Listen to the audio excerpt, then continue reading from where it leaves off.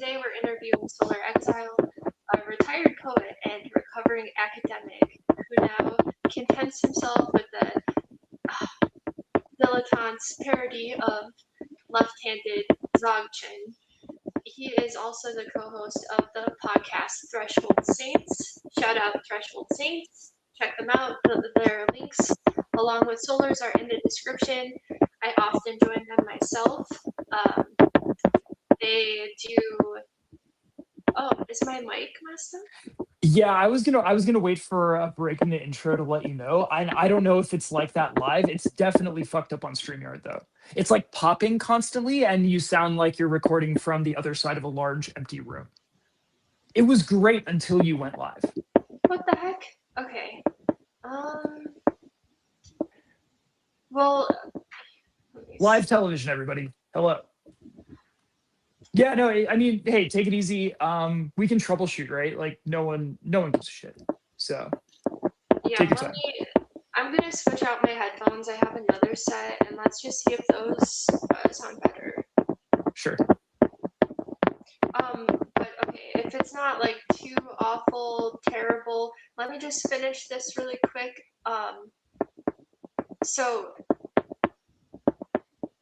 I guess to move forward, do you think that's a fair representation?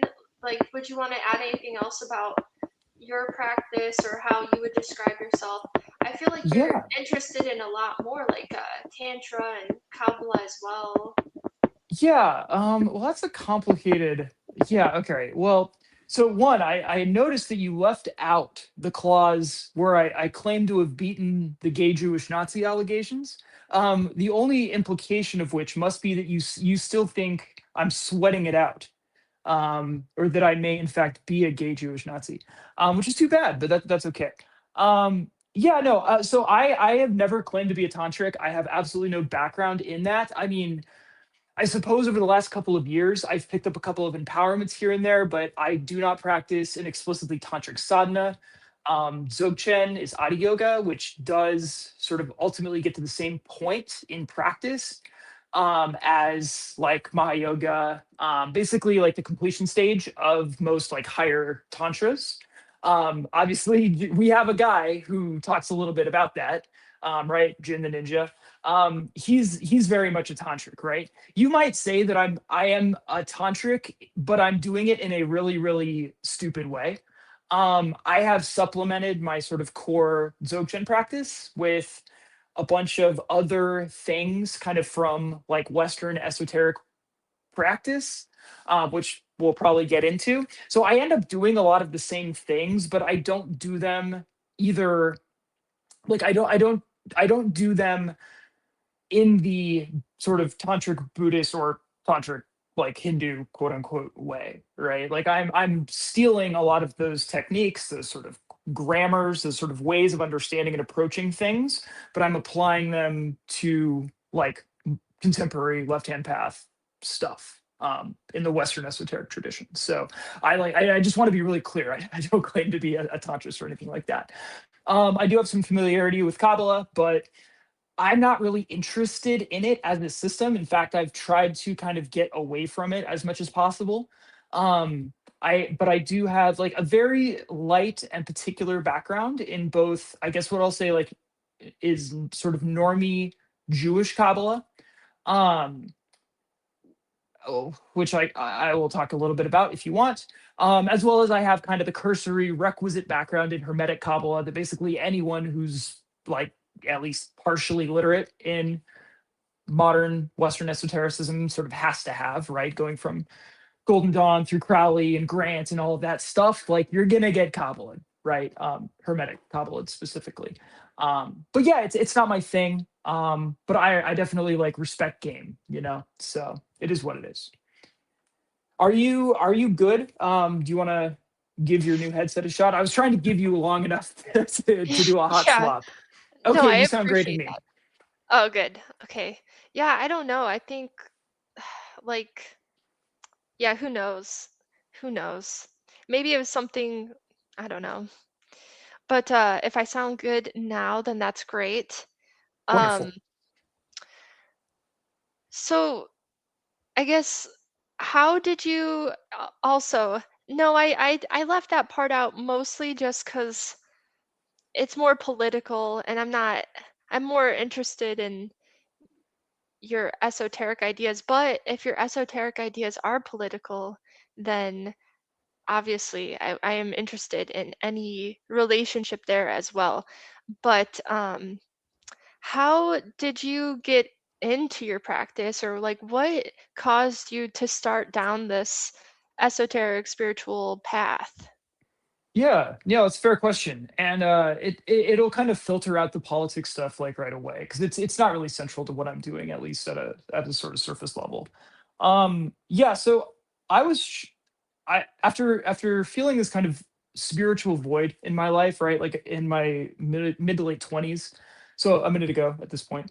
Um, because I had sort of resigned myself to a sort of like reductionist materialism, sort of basic functionalism, sort of like, oh, I'm sort of brushing all of these sort of spiritual existential questions aside in order to get stuff done in the world. So I was very active, kind of at the level of sort of horizontal activity, right? Like projecting myself sort of out into the world as opposed to a sort of vertical initiatic orientation, right? If that makes sense, or even just spiritual orientation. Um, and I felt the sort of emptiness of that increasingly as my 20s wore on. And so I began to look for that first in like, I guess what you call like normie exoteric religion. But I went really, really hard into the paint, right? Like I'm not that guy who's been literally every religion, but I've given a few of them a real fair shake, right? Including ones that are like, that completely take over your life and that, I don't want to get into specifics of some of those, but yeah, I did like religion really, really hard in my late 20s and early 30s. And part of the danger of sort of putting your whole life into something like that, like making that the sole focus of your sort of waking activity and just effort, is that it puts a lot of pressure on that, right? Like you're normal, you're like a normie Christian or Buddhist or whatever. It's like, okay, you maybe do a little practice every day, you go to church on Sunday. It's not, you're not trying to answer all of life's questions with that. It's just one piece of a much broader and more diverse existence, right? For me, that wasn't the case. So I was putting all of this weight on these kind of normie spiritual practices, and they just couldn't bear that weight. They couldn't answer, they couldn't deliver what I needed out of them. And I got really, really burnt out on that. Not just like burnt out with these systems in general, but specifically, I felt like they couldn't answer the questions that needed answering for me. They couldn't deliver sufficient, they couldn't address the burden of proof that I required to sort of continue to commit my whole life to these things one way or the other, as well as I just wasn't feeling particularly fulfilled. Um, I was also in the process, I think COVID was kind of, and the lockdowns, I was in New York City teaching university at the time. So my life was very much upended through those sort of COVID and lockdown years, right? And the combination of this intense spiritual like yearning and a lot of sort of personal and political disruption that kind of rocked my world had pushed me into the realm of kind of dissident politics in general. And in the course of that journey, knowing nothing about anything, I picked up a book called Revolt Against the Modern World by a fella named Julius Evola. And I said, oh, wow, this is really interesting. Never heard anything about this before, right? Who's this Evola fella? Other than being a sort of quote unquote traditionalist thinker, I didn't even know what a capital T traditionalist was, right? I was completely clueless to all this, right? Because I had spent my 20s as a sort of anarcho leftoid, right? So I'm particularly decently read as far as leftist theory, and I'd read like some basic fascist theory and stuff before, but never Evola. So I encountered Evola, and I just started devouring everything I could get my hands on, and that steered me towards his book on alchemy, which I read sort of begrudgingly. I'm like, well, it's the only audiobook. Like I had run out of Evola audiobooks on Audible at the time, right? So I'm like, fuck it. This guy has been consistently great.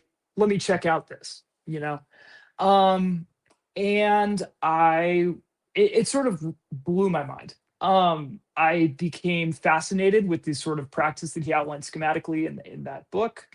and I started trying to do it. Um, and I doing it really hard. I talked a lot bit about this on my podcast with Jin that ultimately got to the because we did a podcast together on sort of Evola's Buddhism. But I sort of like walked through my time with Evola at greater length there, and particularly do it like practicing Evola, right? And so, but anyway, the short version is that I started trying to perform the Negredo and Albedo operations that he describes in that book, and I found that to be very troublesome. I found that I could, and I did this for like every day, 60 to 90 minutes, after work kind of thing, for like over a year. And I couldn't quite nail it. And I was having a hard time even getting to a point where I almost could do it. And that was very frustrating. And so, but I kept reading, right? And so I went from the alchemy book to the Buddhism book, right, which he considers the dry path as described in the alchemy book, or it's like a wonderful example. His version of early Buddhism is like sort of the example par excellence of the quote unquote dry path, right? So that kind of pushed me into the dharmic sphere of things, and the rest is sort of history. But yeah, it really just started with me trying to get my bearings politically in the sort of fallout of the craziness of 2020 to 2022, politically and spiritually and otherwise. And I sort of stumbled ass backwards into this whole thing. Just kind of funny, but here we are. Yeah. I mean, I feel like I'm kind of the same. After COVID, my politics changed dramatically too. Um, so you felt a lot of pressure, like it comes across like, okay, maybe was there a crisis of meaning, would you say, or like a pressure to individuate? Yeah, I would say both, right? So I have a background in philosophy, so primarily analytic philosophy, but as my undergraduate went on, I sort of like finished the analytic core training of my program somewhat early because I had a scholarship to like use up basically. So I stuck around for an extra year. Um, and I increasingly took classes in continental philosophy, which basically all roads run to post-structuralism. Like one way or the other, you're gonna get the kind of structuralist canon, and it's eventually going to lead to like deconstruction, post-structuralism, et cetera, right? And so for most of my adult life, it's not that I was so much that I was sort of in a crisis of meaning, but I thought that meaning, like in a sort of capital M sense, in a quote unquote objective external sense, was a sort of naive impossibility, right? So in my mind, um, kind of coming from both sides of it, right? So coming from the sort of deconstructive post-structural angle, but then also because my original background was mathematics and philosophy of mathematics and philosophy of language. Ultimately, that's how I got into philosophy, was through mathematics. Um, I had gotten to a point in like my formal logic background where as a problem set, I proved, I think it was Gödel's second incompleteness theorem. I don't even remember at this point. It's been so many years. But anyway, so yeah, I sort of had Derrida on one shoulder and Gödel on the other shoulder, and both of them were screaming more or less the same thing, which is that you can't talk about what is sort of true, what is real. You can only talk about interpretations within a sort of given interpretive frame, right? So you can only talk about like what propositions can be said to be true or false within a given axiomatic context. And outside of that context, and I should say that fundamentally, any axiomatic context is arbitrarily defined, right? Like some might be more useful than others. Just to put this in really colloquial terms, like I have absolutely no interest in like Freudian theory, right? Like I think it's all kind of either really obvious and almost to the point of like being true, like truisms, and then most of it is just bullshit, right? I'm not a huge fan of Freud. However, like within the context of like a Freudian analysis of a given piece of media or whatever, right, you can make certain statements about what would be true or false. But then at the same time, you can completely disregard that entire interpretive frame if you're so inclined. You can just say, well, I don't really care about that. Bye. Right. So my world as such was just like this ever shifting sort of numinous mass, right? That about which like if there was any reality behind these arbitrary sort of lenses of interpretation, I didn't feel that I had any access to that world, just like at a theoretical level, right? And so I'm basically just like substituting layers of meaning on and off, right, in a sort of endless game, of course, that I took very seriously, particularly like as that intersects with politics, right? If I'm doing life and death politics, where the end state is to try to essentially liquidate tens of millions of people, right? Like from like a Marxist perspective, for example, right? Like if you're liquidating the bourgeoisie in a place like America, that would be, tens of millions of people. So it's not that I didn't take this stuff seriously, but I didn't think that that you could even talk about any sense of like objectivity, in the world. Um, and so yeah, I mean that's a pretty grim place to operate from. Like if you really internalize that, if you really, really think that way, on one hand, it's entirely permissive, right? Because you don't even have to bother like arguing with people. You don't have to sort of engage with any potential interlocutors, because at the end of the day, you're sort of just beating people over the head with your interpretive frame, or propagandizing to them, trying to convince them to see the world as you see it. But you're not really contesting any objective reality behind that. It's all just language games, right? So it's freeing, but at the same time, I found it increasingly unsatisfactory. I felt like this must be how things are, that there's no truth or reality or ground. But I didn't know how to shovel myself out of the shit, right? To quote the Twin Peaks thing, right? I couldn't get myself out of this sort of epistemic nihilism that I had sort of thought myself into, probably on the basis of my formal philosophical training. Um, so yeah, but at the same time, like it seemed like all of my political activities had been going in the exact wrong direction, at this kind of like just casual level, right? So it was like everything I wanted to change my philosophical orientation. I wanted to find a way out of that morass, while at the same time feeling like I had been like not just wasting my time, but actively making the world worse. Right, for myself and for other people around me, like things that I thought were victories in my, and again, I know we're not here to talk about politics, but radical politics were like my whole life in my 20s, right? And I was just making it shittier and shittier for everyone. So like, I don't know. There was also like, throughout this, it's like you kind of pull back into yourself. You're like, man, if I got so many things wrong, granted you're young and stupid and all that stuff, so you got to give yourself a pass on a certain level, but you're like, man, like how could I ever like put myself out there ever again? Like how could I ever like put out there, hey, I think this thing is right, true, beautiful, whatever, when it feels like all you've done is just make mistake after mistake after mistake. And I still am a bit that way, like yeah, anyway, sorry, I've been going on, but I'm just trying to, in a very personal way as well as kind of a philosophical way, kind of frame the factors that kind of I think still kind of play themselves out in how I approach a lot of this material. Yeah, it's super interesting. Because it's weird how you look at philosophy before you become maybe metaphysically aware, or like aware of um symbol and myth to like a deeper extent, where there's an idea that there are these eternal truths.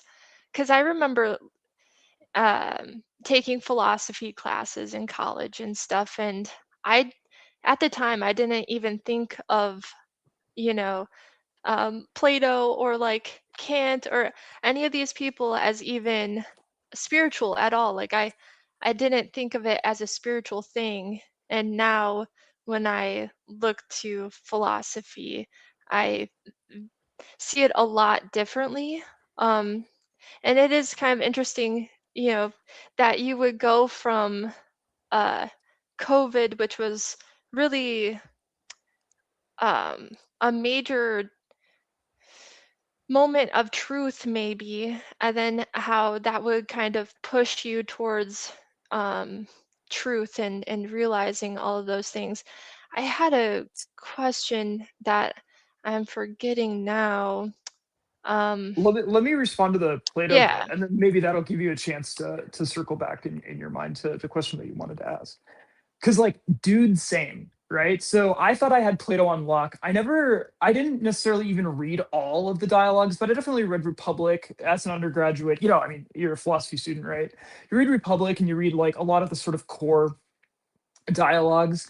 And yeah, I thought I knew exactly like what his deal was, what was going on. I never like for a moment regarded it as an initiatic text, a spiritual text even, right? Like I probably was emphasizing the sort of social and political dimensions of his thought. I mean, many such cases, right? It's fascinating to me now because I feel like I have a completely different perspective on the function of Platonic, or I guess Socratic dialogue, but really Platonic dialogue, right? Which, just to be really clear, and because I don't want to be vague about this stuff, um, at this point, I almost view the function of a Socratic dialogue to be essentially like exhausting through legitimate inquiry. It's a fundamentally like both destabilizing but ultimately transcendental like praxis. So the idea of a lot of these dialogues seems to be essentially to exhaust our ability to use discursive language, conceptual language, or the conceptual mind to fully sort of get around these things that we're trying to point to and interface with through language. But I think what's the crucial mistake that I was making in my like 20s, and the main difference now as I'm approaching this as an initiate, is that in my 20s, I thought that that was the end of the road, right? Like I thought that in a way, it's like, okay, if you sort of destabilize these things, if you get to a point where we're like, we can't speak anymore about the good or the sort of nature of a just society or whatever. um we then have to, as Wittgenstein would say, we have to pass over them in silence, right? But now I think that's exactly wrong, right? Like I think the point of these things is actually to say, okay, language can only take us so far, and what it can do is it can like shave off all of our sort of conceptual misapprehensions, all of these sort of like conceptual reifications that are actually, they may have been useful in a pragmatic and practical sense, and they definitely were useful in getting us to this sort of reified point in the dialogue. However, at this point, well, we're we're at the end of Timaeus or something like that, near the end.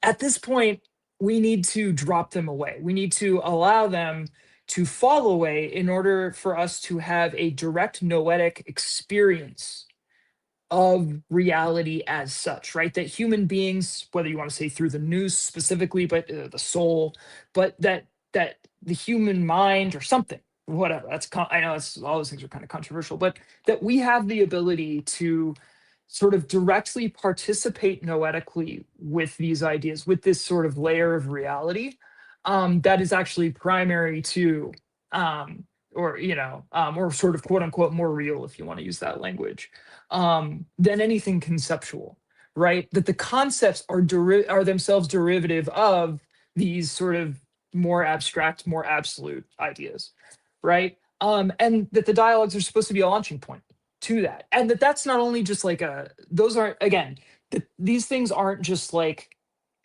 themselves ideas or like words, right? Again, it's not that we're just supposed to talk about doing this, but we're actually supposed to do this, like through meditation and theurgy and all that stuff. Or, I mean, pick your poison, right? Like there are different approaches to it. I didn't have an inkling of that. I would not have taken that seriously for 1 second at 25. But now, 10 years later ish, I'm like, fuck, I get it. Or at least like, I have something that I can do about that, where I felt essentially stifled and at sort of at the end of a road, um, approaching it as I did in my 20s. So I don't know if that makes any sense to anyone, but and I don't know if you remember your question. Yeah, absolutely. That makes sense. You can go round and round with words, but at the end of the day, at some point, they have to start bringing something and helping you attain what is fulfilling, right? Um, and I did remember my question.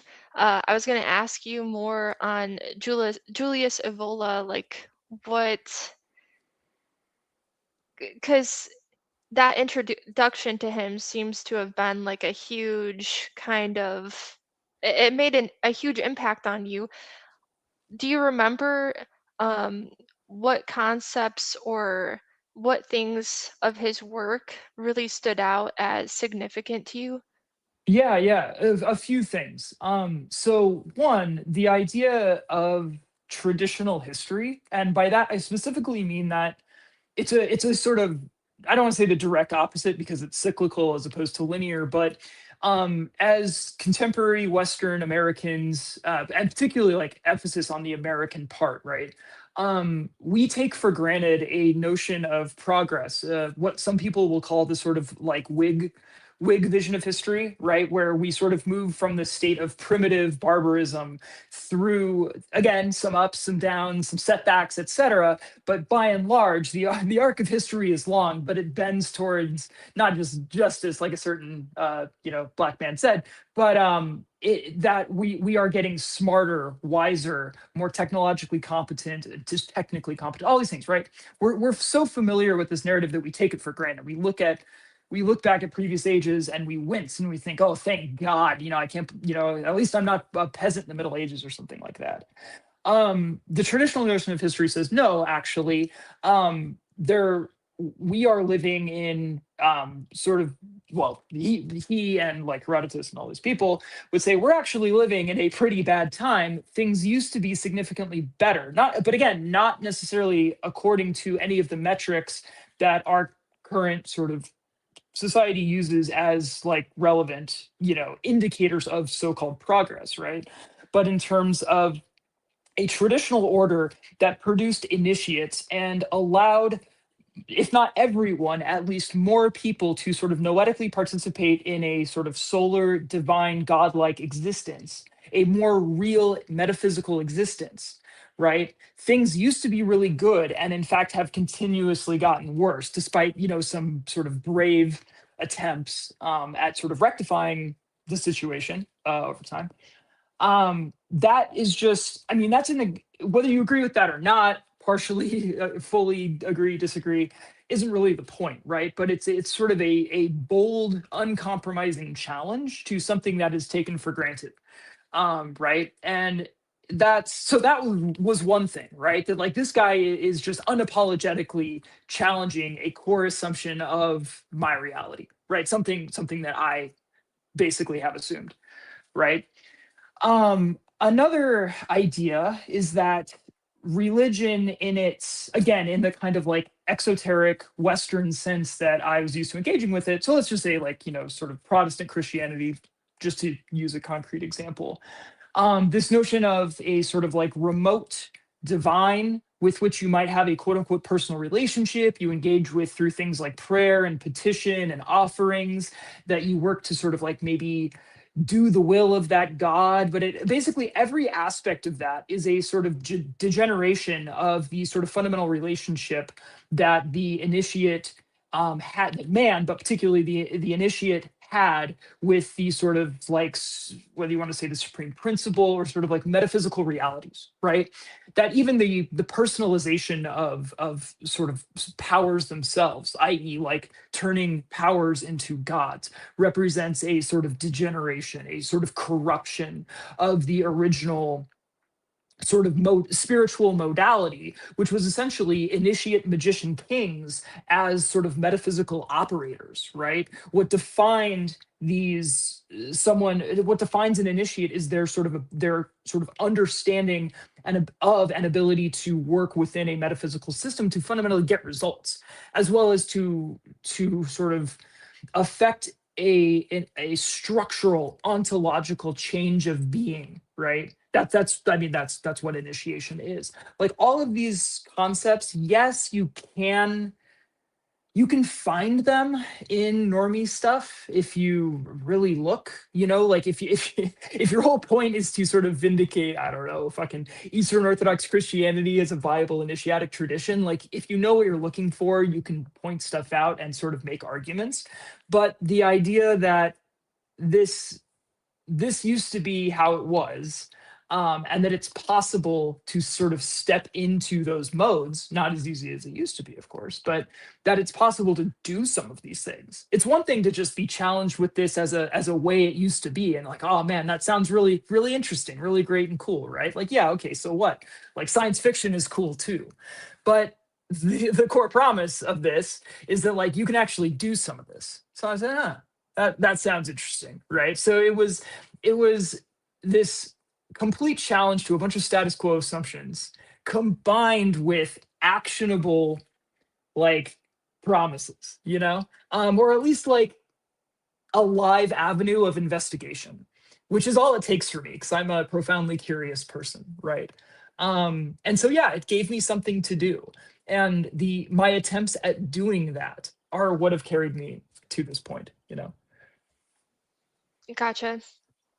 Yeah, that makes sense to me. I haven't really dove into Julius Evola, so I'm not super familiar with his work, but I've read some things, and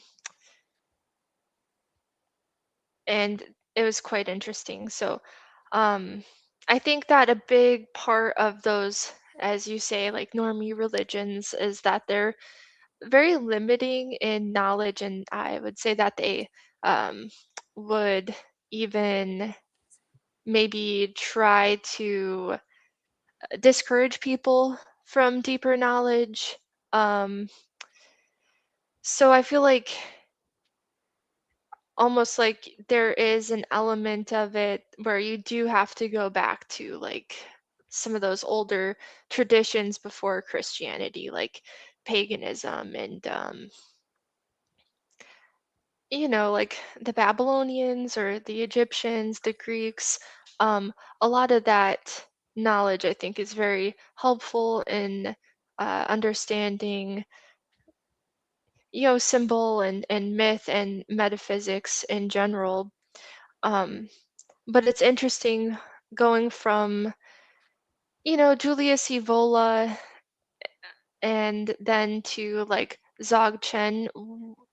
I guess, what is your Dzogchen practice like now, or your Yeah, current yeah. interest in it? Sure, yeah. So the joke of it is, right, like the core Dzogchen practice is hardly a practice at all. Because it's the main sort of like meditative mode of Dzogchen is simply like effortless abiding. Which again, like autism aside, because I'm sure like no one listening to this is gonna like really care about the differences.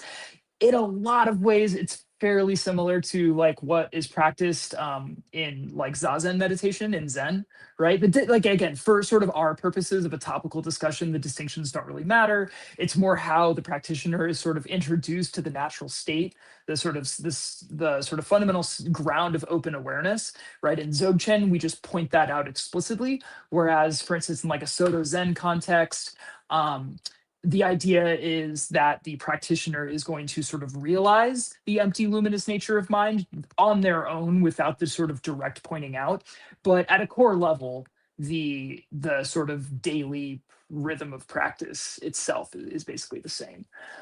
There are some additional things, right? There are sort of additional practices of Trekcho and Togyal. Togyal particularly is kind of interesting. It's where people tend to get interested if they're into like magic and metaphysics, right? Because it's basically it's like rainbow psychedelic like vision, and you're sort of like developing particular channels within the body and things like that. It starts to look a lot like completion stage tantra, at least like from a like 30,000 foot view. um I have empowerments, or I have the transmit, I don't know if they're called empowerments in the same way. I have the transmissions to do that, and I do practice like Togyal. And the prerequisite to that is stable Treksho. So I do a lot more of specifically Treksho practices. But the core that I do every day is still just effortless abiding, you know?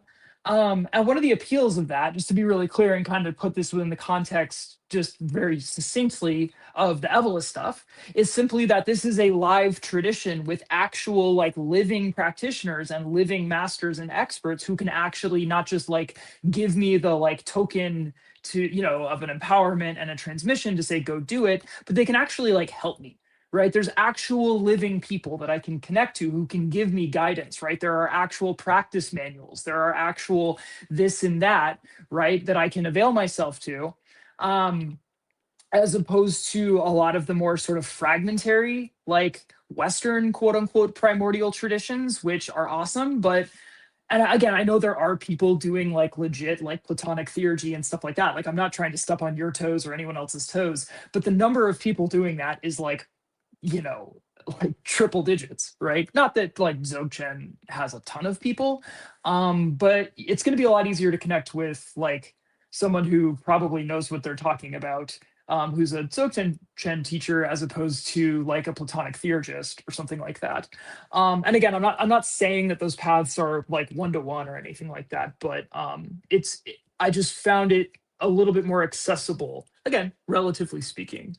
Um, Whereas when I was trying to do, for instance, like the Evolian alchemy, I desperately needed guidance. Like I was hitting all of these roadblocks, which are kind of funny for me to look back on now, like practical roadblocks, right? Not like theoretical book knowledge stuff, but just issues that I was having in the meditation, and I didn't know what to do. I didn't even know if some of these things were indicators of progress or indicators of major physiological problems, right? Like, wow, my heart rate is 180 beats per minute and it feels like I just did a bunch of like cocaine. Like, is this good or bad? Who the hell are you going to talk to for that? Right? Like the other four guys on the internet who are doing Evolian alchemy, like, okay, do any of them know what they're talking about? Maybe, I don't know. So yeah, it was nice to be able to tap into a tradition that sort of has live customer support, if you will, you know? Yeah, that makes sense.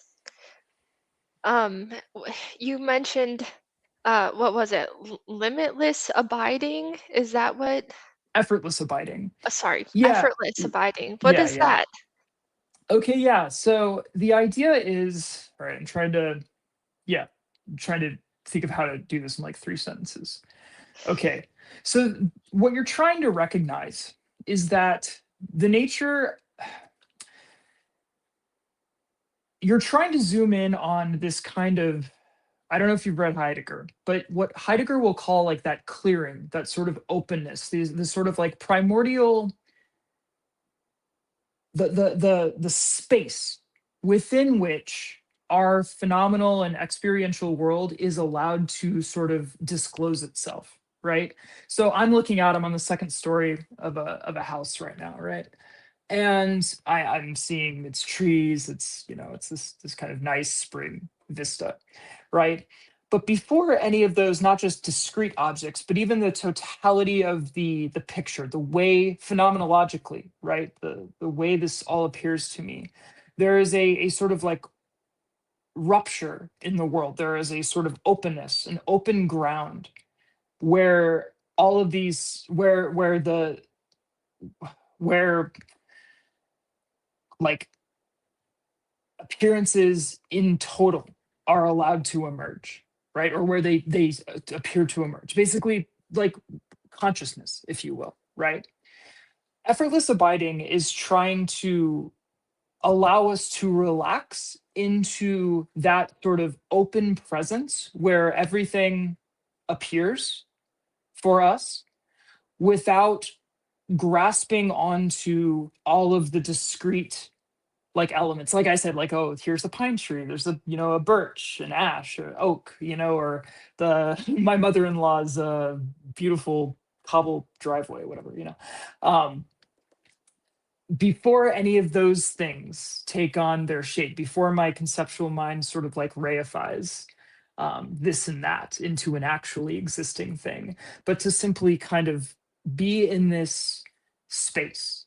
And again, it's really important that this space is not like in my head, right? Like if you were to like pause time and cut open my skull, there isn't like a weird, like little snow globe version of reality in there, right? It's sort of in this like pocket dimension, like infinite non-space, right? What a Buddhist would just say, oh, it's empty and luminous, right? But it's trying to just sit here in that. And what you notice in when you just allow things to settle and sit and just move in this kind of swirl of color and sensation and all of this stuff, you realize that as the you, like the Solar Exile guy, the subject is co-emergent with the stuff out there, the object, right? Like subject and object of perception are these kind of like they emerge together and essentially they fuse and poof out of existence together, right? The they condition each other, if that makes sense, right? And so the more comfortable you can get with just sort of resting without grasping onto the stuff out there, what happens is that you loosen up the subject part of that sort of equation as well, you know?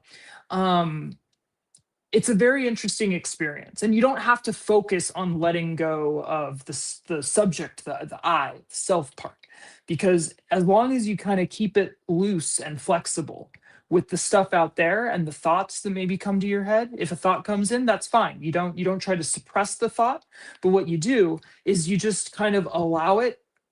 You know, not even like take notice of it, but it just happens, and just let it like water off a duck's back, just kind of. And what'll happen with greater and greater frequency is that things will just kind of come up and poof away. You'll notice movement in the side of your vision. Oh, there's a dog running through the clearing. It'll just increasingly, it'll just sort of be there. And then that sort of thought, that contraction of object and things like that will just kind of poof away, right? And it develops, I'm trying to say this in a sort of nonpartisan way, even outside of the specific Buddhist soteriological project, this does develop a very sort of flexible and fluid and kind of, if I may say so, a fairly sort of game baseline for all kinds of magical work. Like I would absolutely recommend effortless abiding or zazen practice to a Western magician who is maybe totally repulsed and horrified by how Buddhists or Advaitists have described their sort of end game, right? I have a lot of sort of ambivalencies around those things myself, but the practice is quite nice. The reason I keep coming back to Dzogchen, and why I've continued in it, as well as, dare I say, mantra meditation, even in a sort of neo-Advaitin context, is because I feel that the meditative practices themselves are just so solid. And there's a wealth of information about how to keep deepening the practices and how to do them better. And again, like problem solving, like small things and stuff like that. The practices seem to work, and they seem to have built for me, or have been the tools with which I have built, whatever, a really fairly solid foundation for even my really dumb, weird, crazy, ill-advised magical work in the Western tradition. So, yeah. That sounds very surprisingly self-containing in a way. Yeah, okay. Let's zoom right on this, because this is like so core, I think. I understand these things in a very particular way, right? Like, so, because the core of Buddhism, or like one of the main things, is like, anatta, right? Like no self, right? And someone who practices like Advaita Vedanta will say like, my end goal here is to sort of recognize myself as identical with Brahman, right? And so like I am everything, right? There's nothing besides the self. And I interpret these things in a very, very particular way. Like at the end of the day, I am a sort of Jamesian pluralist.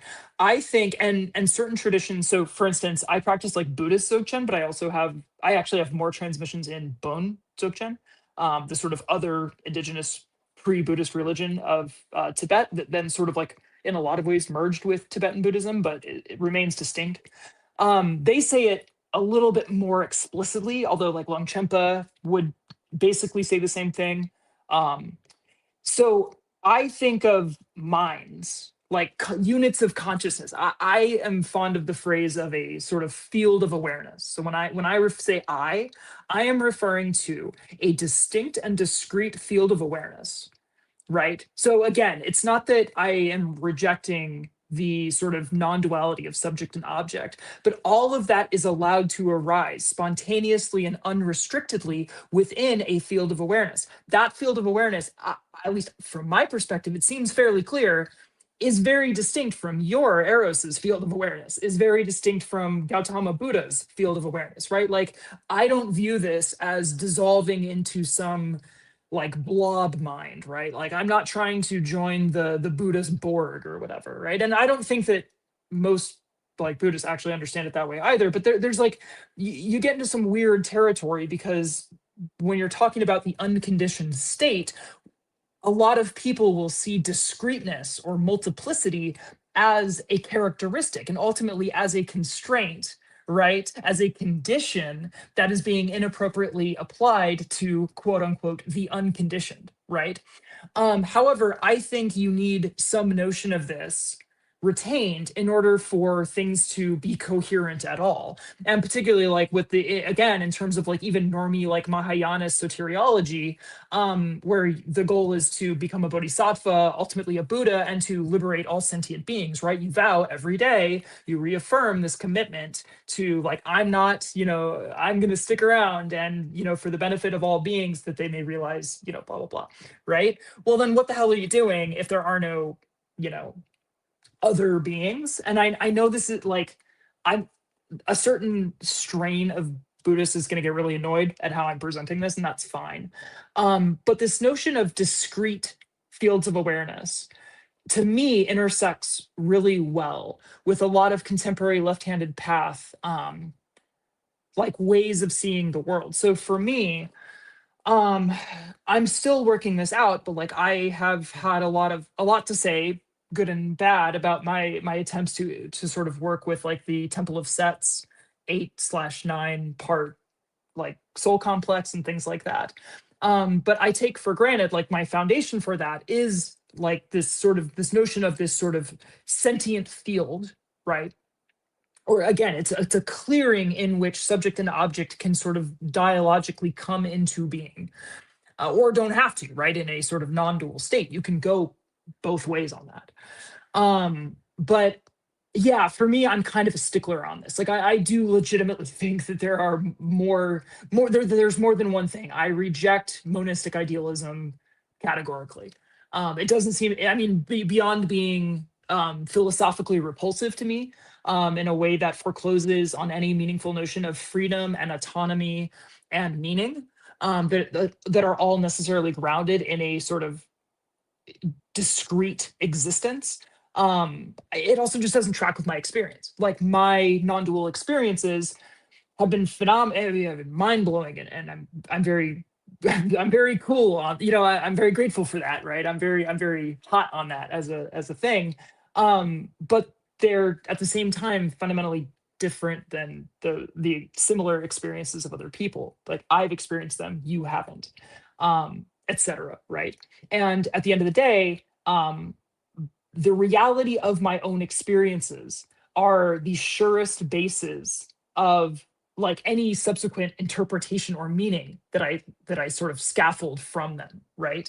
It doesn't mean that like you can have, and obviously like an Advaitist and a Buddhist are going to have different sort of ways of talking about and ways of understanding their non-dual experiences. Totally fine and great. We should argue about that. We should really get into that. But like the core of that, like their reasoning in different directions, but in a way that's fundamentally grounded in their own experiences. And for me, like just epistemically, I don't know where else I would even start, because I am at this point in my life totally unwilling to start from an axiomatic, conceptual, discursive sort of starting point, right? Even the most universal sounding, harmless looking set of axioms to me have less reality than the sort of reality of my own experiences, which I don't know what the hell they mean. I'm still figuring that out, right? But the fact that I have them and just continuously, experience things like that, that's sort of that's what I stay tethered to, you know.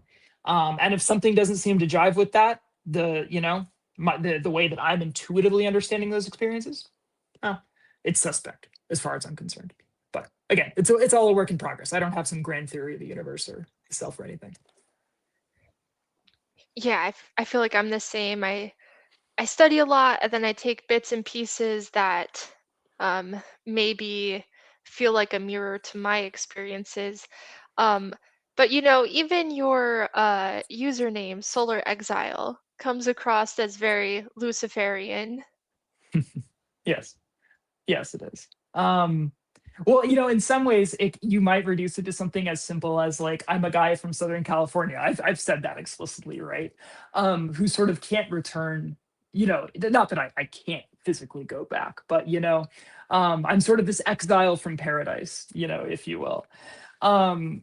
But yeah, I know it almost sounds naive in a certain sense, right? But I definitely, and because I think I'm an American, not just on paper, but I am very much like a product of the whole shebang, in terms of the sort of like cultural and ideological heritage of America, from its colonial days and from its founding as a nation. And as such, there's a part of me, like when I read Dr. Aquino's his revision of the 50th anniversary revision of the Satanic Bible, and the stuff that he wrote that's essentially like Paradise Lost fanfic, that he wrote when he was in Vietnam. Dude, I just vibe with it. I have a natural sort of like anti-authoritarian, Luciferic, but like in an idealistic way, like an orientation. Yeah, it's kind of built into my DNA. Now you could say, okay, well that's conditioning that has to be overcome and stuff like that. But I think I feel like that hardwiring has led me very consistently towards in sort of a relentless pursuit of truth, justice, in the American way. Just not that last part, but definitely, like an honest understanding of what I am and my place in a broader sort of like schema of being, and in my relations to other people and systems and things like that. I don't know. Like, yeah, it is Luciferian. I'm unapologetic in that regard. Yeah. I feel like there are different kinds of Luciferianism. Like there is a more Gnostic view that's, um, being individuated in a rebellious sense. And then I feel like and I feel like maybe people would disagree with this, but a Luciferianism where it's more like alignment, but then authorship after alignment. That's a great way to put that, I think that a lot of these things kind of I'm going to get this in a different sense. A lot of these things end up kind of falling into alignment in this sort of awkward way. Because you're like, how are you a Luciferian, but also like an Evola guy? And here's the thing is that I would maybe have a less Luciferian orientation if I lived in a radically different society in which society at large, like its inbuilt structures, its functioning as intended, was pointing people in a sort of vertical direction, right? Like if our society was even halfway decent at giving people this sort of knowledge and the metaphysical tools and the perspectives that would allow them to actively pursue, whether you want to call it individuation, initiation, things like that, I would be a lot less kind of antagonistic towards that society, right? Because it would at least be doing a halfway decent job at serving as a launch point to allowing people to sort of fulfill this higher potentiality that they have. Whether all people have that, whether only some people have it, you're talking about an elect. I don't want to get into that. I'm actually not sure myself, right? I would love to think that everyone, just on the basis of something like Buddha nature or something like that, that everyone can achieve these things. I don't know. That's not the point. But at any rate, we don't live in that society. We live in a very, very different society. In fact, I would go so far as to say we live in a, like, again, I get a little iffy on the sort of Gnostic language because I feel like there's a lot of Gnostic slop. There's like a lot of what, frankly, like low IQ Gnosticism that I just don't have a lot of patience for. But if you look around, just at again, surface level analysis here, things are looking pretty archontic, right? Like it seems like we live in a society that is in fact like doing its best to sort of suppress the initiatic impulse, suppress the individuating impulse, to undermine that process, to keep people sort of focused on these sort of lower materialistic pursuits, to become slaves to their desires, to inculcate them with notions of sort of incurable mental illnesses and diseases that they're just tethered to, right? That they're just going to have to suffer, you know, with indefinitely until they die, and that's it. To delegitimize metaphysical pursuits, right? To basically keep their eyes downward, like looking at the ground, looking at their own feet, and say, oh, well, maybe you can, you know, give something to your children and they'll have an easier life or something like that. Like that's the most nobility and sort of dignity that you're going to get, is, you know, to be a productive worker and to pass on a quote unquote legacy, a largely material legacy, maybe some vague behavioral norms tossed in there, right? I find that repulsive. I find that disgusting, and I want to burn that down. And I mean, I don't want to Fed post, but I have certain feelings towards individuals and institutions that are devoted to maintaining that as a civilizational model, right? And so in that case, like even the like low IQ Satanism, like even the edgy, like I'm the villain kind of shit is at least directionally correct. Like, yeah, that's not my thing at all. Like I'm not a particularly edgy guy. I don't think there's that much to be gained by that. I think in a lot of ways it's counterproductive. I mean, shit, even the Order Nine Angles basically moved away from an exoteric sort of manifestation of National Socialism. Yeah, I think like, you know, in about 10, almost 15 years ago now, right? But the point is that like at a certain level, like I'm more aligned with anything that is hostile to like normative society, right? Again, yeah, like it just kind of is what it is. So you have to chart out a path that makes sense within the contingent conditions of, you know, of the sort of material and cultural reality you find yourself in.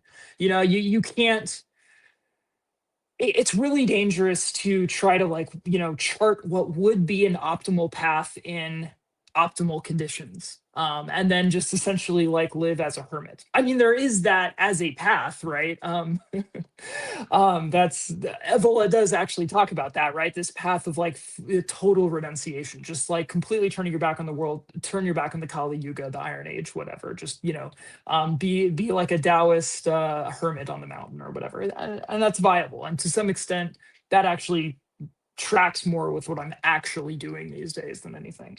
But yeah, anyway, I don't want to get off track. Yeah, I'm all about that sort of antagonism, I guess. I find it generative for me, and I find it helpful in the very least to force people to defend elements of the status quo, even if like, you know, it ultimately like they have their reasons for that, and I'm going to leave them to that. Like people are going to make their own choices. They're going to find their own ways of sort of making peace with reality, right? And accomplishing the goals that are meaningful to them. Like that's part of sovereignty, is affording that to other people in a sincere way. But I do think one of the generically useful things about the Luciferian kind of Promethean attitude is that it problematizes everything from top to bottom and says, you know, you got to at least defend this. You have to at least like justify this, if not to other people, at least to yourself. And at the very least, you're going to know what you can't justify. You're going to know where your hypocrisies are. You're going to feel that little bit of agitation as you continue in a habit, continue to support something, continue in an activity, whatever it is, that is ultimately like not in alignment with your sort of intuition, with your reason, with whatever kernel of virtue you're operating from, all that stuff. It's a path that is allergic to self-deception and hypocrisy if done correctly. And I think that's a decent place to be, Like you can do a lot worse as a baseline orientation for that. Gotcha. Yeah, I wonder, I guess, with more of that Gnostic view, that antagonism towards modern society, which I also experience, but I don't consider myself Gnostic. Um, I guess why would you? Because in my mind, you are. Well, this is how I see it: is blaming the ordering principles on current society, and it does seemingly come from more of a Christian maybe background or view. um I just wonder, why do you blame like the ordering principles for current society, when to me it would be this force that is anti-knowledge, and um, holding people back from maybe some of those earlier traditions, like um, that were more focused on metaphysics and the structure of the universe, and symbol and myth and archetypes and all of those things. Like, Sure. to, Yeah, yeah. that's a great question. I think there are two like possible ways to answer that. So one, and the one that feels less relevant to me, but I have to cite it, right, is the idea that, and again, particularly for a Gnostic, this would be the case, right, is that anything that there's inherently going to be at least a link, if not a sort of direct, like holographic sort of like transposition, but a dependency of any sort of like system or order that expresses itself in the sort of material, social, biological world, that has to be reflective of a sort of higher order, a metaphysical order, right? Like that's a fundamental assumption of the traditionalist worldview that I think like the Gnostics would share as well, right? So the sort of quote unquote, just to use Christian language, but like the powers and principalities, right, that find their instantiation in, again, like in a sort of mundane, sort of political, ideological, cultural, and economic order, right, that we see when we look outside and operate day to day, right? That is not disconnected from the sort of higher order of things, right? That there has to be at least a homologous relationship there, right? But on the other hand, the reason I tend to focus a little bit more on what I can see is simply because I can see it. So, as I said way back at the start, what feels like forever ago, I have gotten a lot of things wrong in my life. I don't know who, where, what, when, and why a lot of the time, right? And I don't pretend to have all those answers. So when I'm able to directly experience something like, the last of the archons, right? Or when I encounter metaphysical resistance, well, that at that point, I will start to spin up theories, like my noggin will get jogging, and I'll start to try to put pieces together and figure out what's going on. But I have experienced a lot of stuff that it's baffling and hard to explain and things like that, like in the few years that I've been doing this really intensely.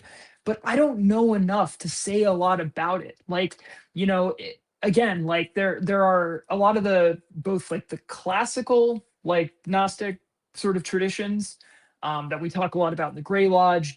Jin is much more fluent in them. I'm somewhat familiar with some of the Gnostic tendencies. They have a lot of like really specific things to say about like who's in charge, and how and why and things are happening, right? But like I don't have enough just direct experience with that level of reality to be able to tell you where they're right and where they're wrong. Is Jason Reza Giorgiani right that we're all being farmed for loosh by time traveling breakaway society Nazis who terraformed Mars 250 million years ago and used the moon as a weird like satellite like loosh thing? Dude, I don't know. Like maybe, maybe not, but because I don't have that direct experience, I'm unable to, or I'm unwilling to sort of commit to a system of thought that has to take that for granted. However, I am capable of looking outside my window, sort of performing like basic systems analysis and analysis of incentives, things that I have at least some degree of familiarity with, and understanding like more mundane levels of power structures, oppression, whatever, things like that, right? And if I, again, reasoning sort of upward from those more mundane realities to metaphysical realities is a very, very tricky and fraught business. Okay. So I do that very conservatively. I'm not, it's not that I'm like totally, look, I'm just cautious and skeptical. I'm not a hater. I'm not like denying that there is a sort of metaphysical layer to this, or that that metaphysical layer isn't maybe even probably like primary, you know, but I don't know much about it. So you know what I mean? Again, I know that doesn't make for great television, but it's the reality of my practice. And I always try to keep things grounded in what I can confidently say based on my own direct experiences, you know? Absolutely.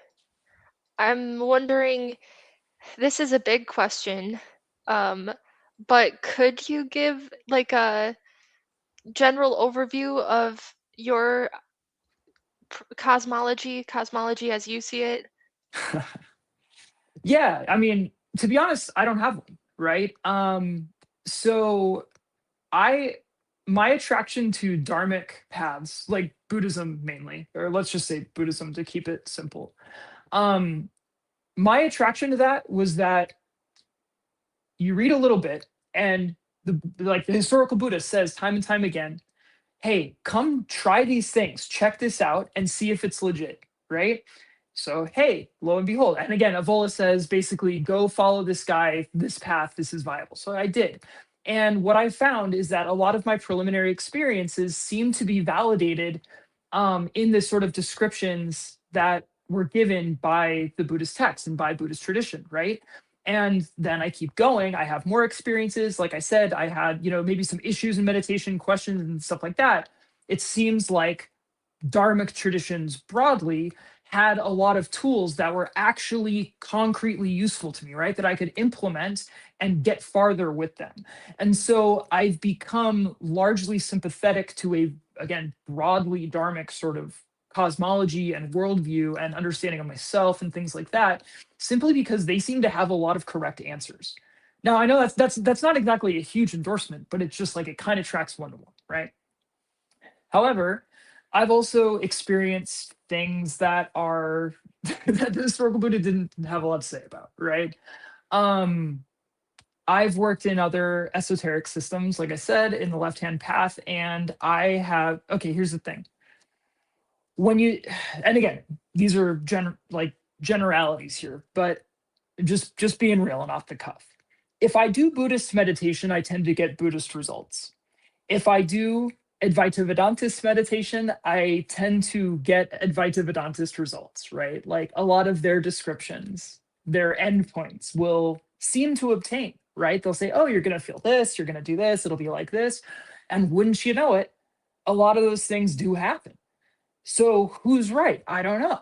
And then I do a lot of the, ookie spooky stuff, my left-handed path Western stuff, where I'm, supposed to be contacted. Well, I've been vocal about, I was working with Hecate a lot over the last couple months, I guess, and again, from a couple of different perspectives in the Draconian tradition, and then but also trying to ground that in the more traditional Greek, kind of to give myself background and information.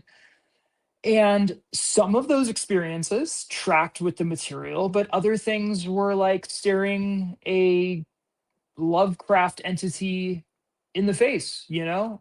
Where do I, what, how do I fit that in? Like, I mean, of course, I could just be an insane delusional person, you know, of course, or, you know, you could just be sort of mistaken. But I don't, none of these systems have discrete filing cabinets that can account for all of my experiences. And as has kind of become like my mantra over the course of this interview, um, as convenient as it would be, and as good as it would feel for a minute to just commit to one system or another and try to force every data point that I have into these sort of pre-existing filing cabinets that come with any of these like well-defined systems. I haven't encountered one that has enough to do that. And I would rather personally just continue to explore and sit with my experiences kind of partially digested, right? And I would rather, when I work with the septenary antidos, the tree of weird, stuff like that, I'm going to experience things kind of within that interpretive frame, kind of coming back to this post-structural like approach, if you will, right? Maybe I haven't totally outgrown that, right? So when I do draconian tradition stuff, I maybe parse things through that lens, and things tend to make more sense when you kind of engage with them with the vocabulary and with the kind of imaginal, with the images and everything that kind of come with it. So I don't necessarily immediately say, oh, well, that was interesting. How do I fit that into a Buddhist cosmology, right? What the hell was this thing? Oh, that must be a Naga, right? If it didn't seem like a Naga, I'm not gonna like jump up and down and say I saw a Naga just so I can be a good Buddhist, right? Like I'm trying to learn what the hell I am, right? I feel like I have this core of this sort of like field of awareness thing, right? But are there more parts of me, or are there things that I can do, right? Like what, you know, historically is called the daemon, the higher self, the holy guardian angel, things like that. Like, is that a sort of an octave of that like innate intelligence to that field of work? Like, how does that stuff work? So if I don't even know what I am, I'm not going to rush to put like labels and concepts onto whatever the hell else is out there and how it appears within my own perception, right? Like, it's a lot more fun to just be like, at least for me right now, on something of like a spiritual safari, you know? um and it also allows me to be ruthlessly honest with myself, right? Because like shit either works or it doesn't. Things either get me something or they don't, right? Or they get me somewhere that I didn't intend to be, that I don't want to be, or whatever, right? And I can just kind of like try things, move on. Maybe I circle back to stuff, you know, like I don't know. Like again, I know that doesn't make for good television because you want a guy, or you know, a lot of people want to hear a novel and a cool like theory that can account for anything. Um, I don't have that because it doesn't all fit, you know? I'm increasingly like interested, just like let me wrap this up real quick. Um, I do think there is possibly some convergence with like a sort of pluralistic, awareness-based way of understanding the self with some kind of an informational model of the universe, right? Like whether you want to call that, you know, like a lot of people have like quantum consciousness and stuff like that. I don't really know. Like there are people doing like I know Roger Penrose, who's a sort of mathematical. He's a theoretical physicist, but he's always been a bit of a hero of mine since I was a teenager. Some of his ideas are now incorporating sort of consciousness and manifolds of consciousness into as kind of like a fundamental model of the universe, things like that. I think we are going to see um, a lot of different ideas floated about awareness or consciousness being sort of like a core sort of process of reality.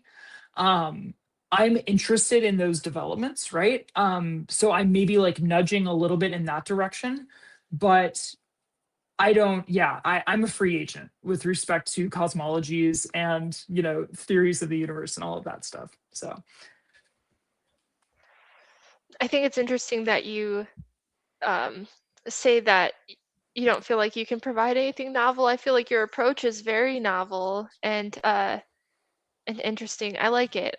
Almost like just looking to experience reality rather than to define it, um, in a sense. And, that is, I guess, that Uranian impulse, right, of expanding in a positive way, like positive fragmentation. So I think that's awesome. Um, do you ever incorporate like astrology into your? It's funny. The short answer is no. The slightly longer answer is I told my spouse, I think this past week, I made this comment. I'm like, over the next couple years, I really need to like up my game. Not even like with astrology exactly, but like a combination of both like astrology as we think of it, but also just like I would like to have an intuitive map of the cosmos, right? Like I would like to be able to look at the sky on a clear night and know what time of the year it is, right? I feel really embarrassed that like that's like basic ass information. Like you right like a some peasant who would score like 75 on a contemporary IQ test could look at the sky and like know what time of year it is, right? And I can't do that. That's fucking pathetic. So yeah, that's actually a an active area of work for me. I've been working with a system in particular. I don't, I, yeah, I've mentioned it, but I don't want to get too specific. Um, that is largely like based on sort of connections, looking at sort of different points in like time and space, particularly related to certain like star systems, as being significant. A lot of it requires thinking in those terms a little bit more than I've ever done before. And I've also had some really, really wild experiences that seem to be directly related to certain sort of points of connection with like stellar energies or sort of points of ingress or like portals between, I don't want to say between worlds, but so yes, yeah, so some weird stuff. And yeah, I gotta up my game pretty significantly. But I know that's a huge part of your practice too, and that's one of the like I find it great. It's really been nice since you've come into the lodge. Not that like other people weren't into astrology, but I feel like you kind of catalyzed the energy around that and kind of took it to a new level. I think it's interesting between us because people who are really into astrology, in my experience, tend to attribute a lot of power and influence to these things, and us plebs who don't think or know a lot about think about astrology, know a lot about it. I feel like I'm relatively unaffected. Now that might be ignorance, right? Like, I'm sure from your perspective, it's like, well, you just don't know what you're looking for. Like, yeah, I sure as hell don't. But I do find it interesting because it's this complicated, like displacement of agency, right? Like if you're into astrology, there's at least an acknowledgement that like you are, you know, you're part of a system, right? You're under these influences that you have to negotiate. It's not necessarily that things are fixed. It's not like a fate, or destiny type of thing, right? But there's just it's kind of an acknowledgement of this like larger reality of which you're a part. And then at least in certain traditions that I've been a part of, there's this emphasis on cultivating this indestructible, like like imperturbable, like adamantine core, right? That like I am so sort of transcendent and sort of like perfect that I cannot be subject to any influence, right?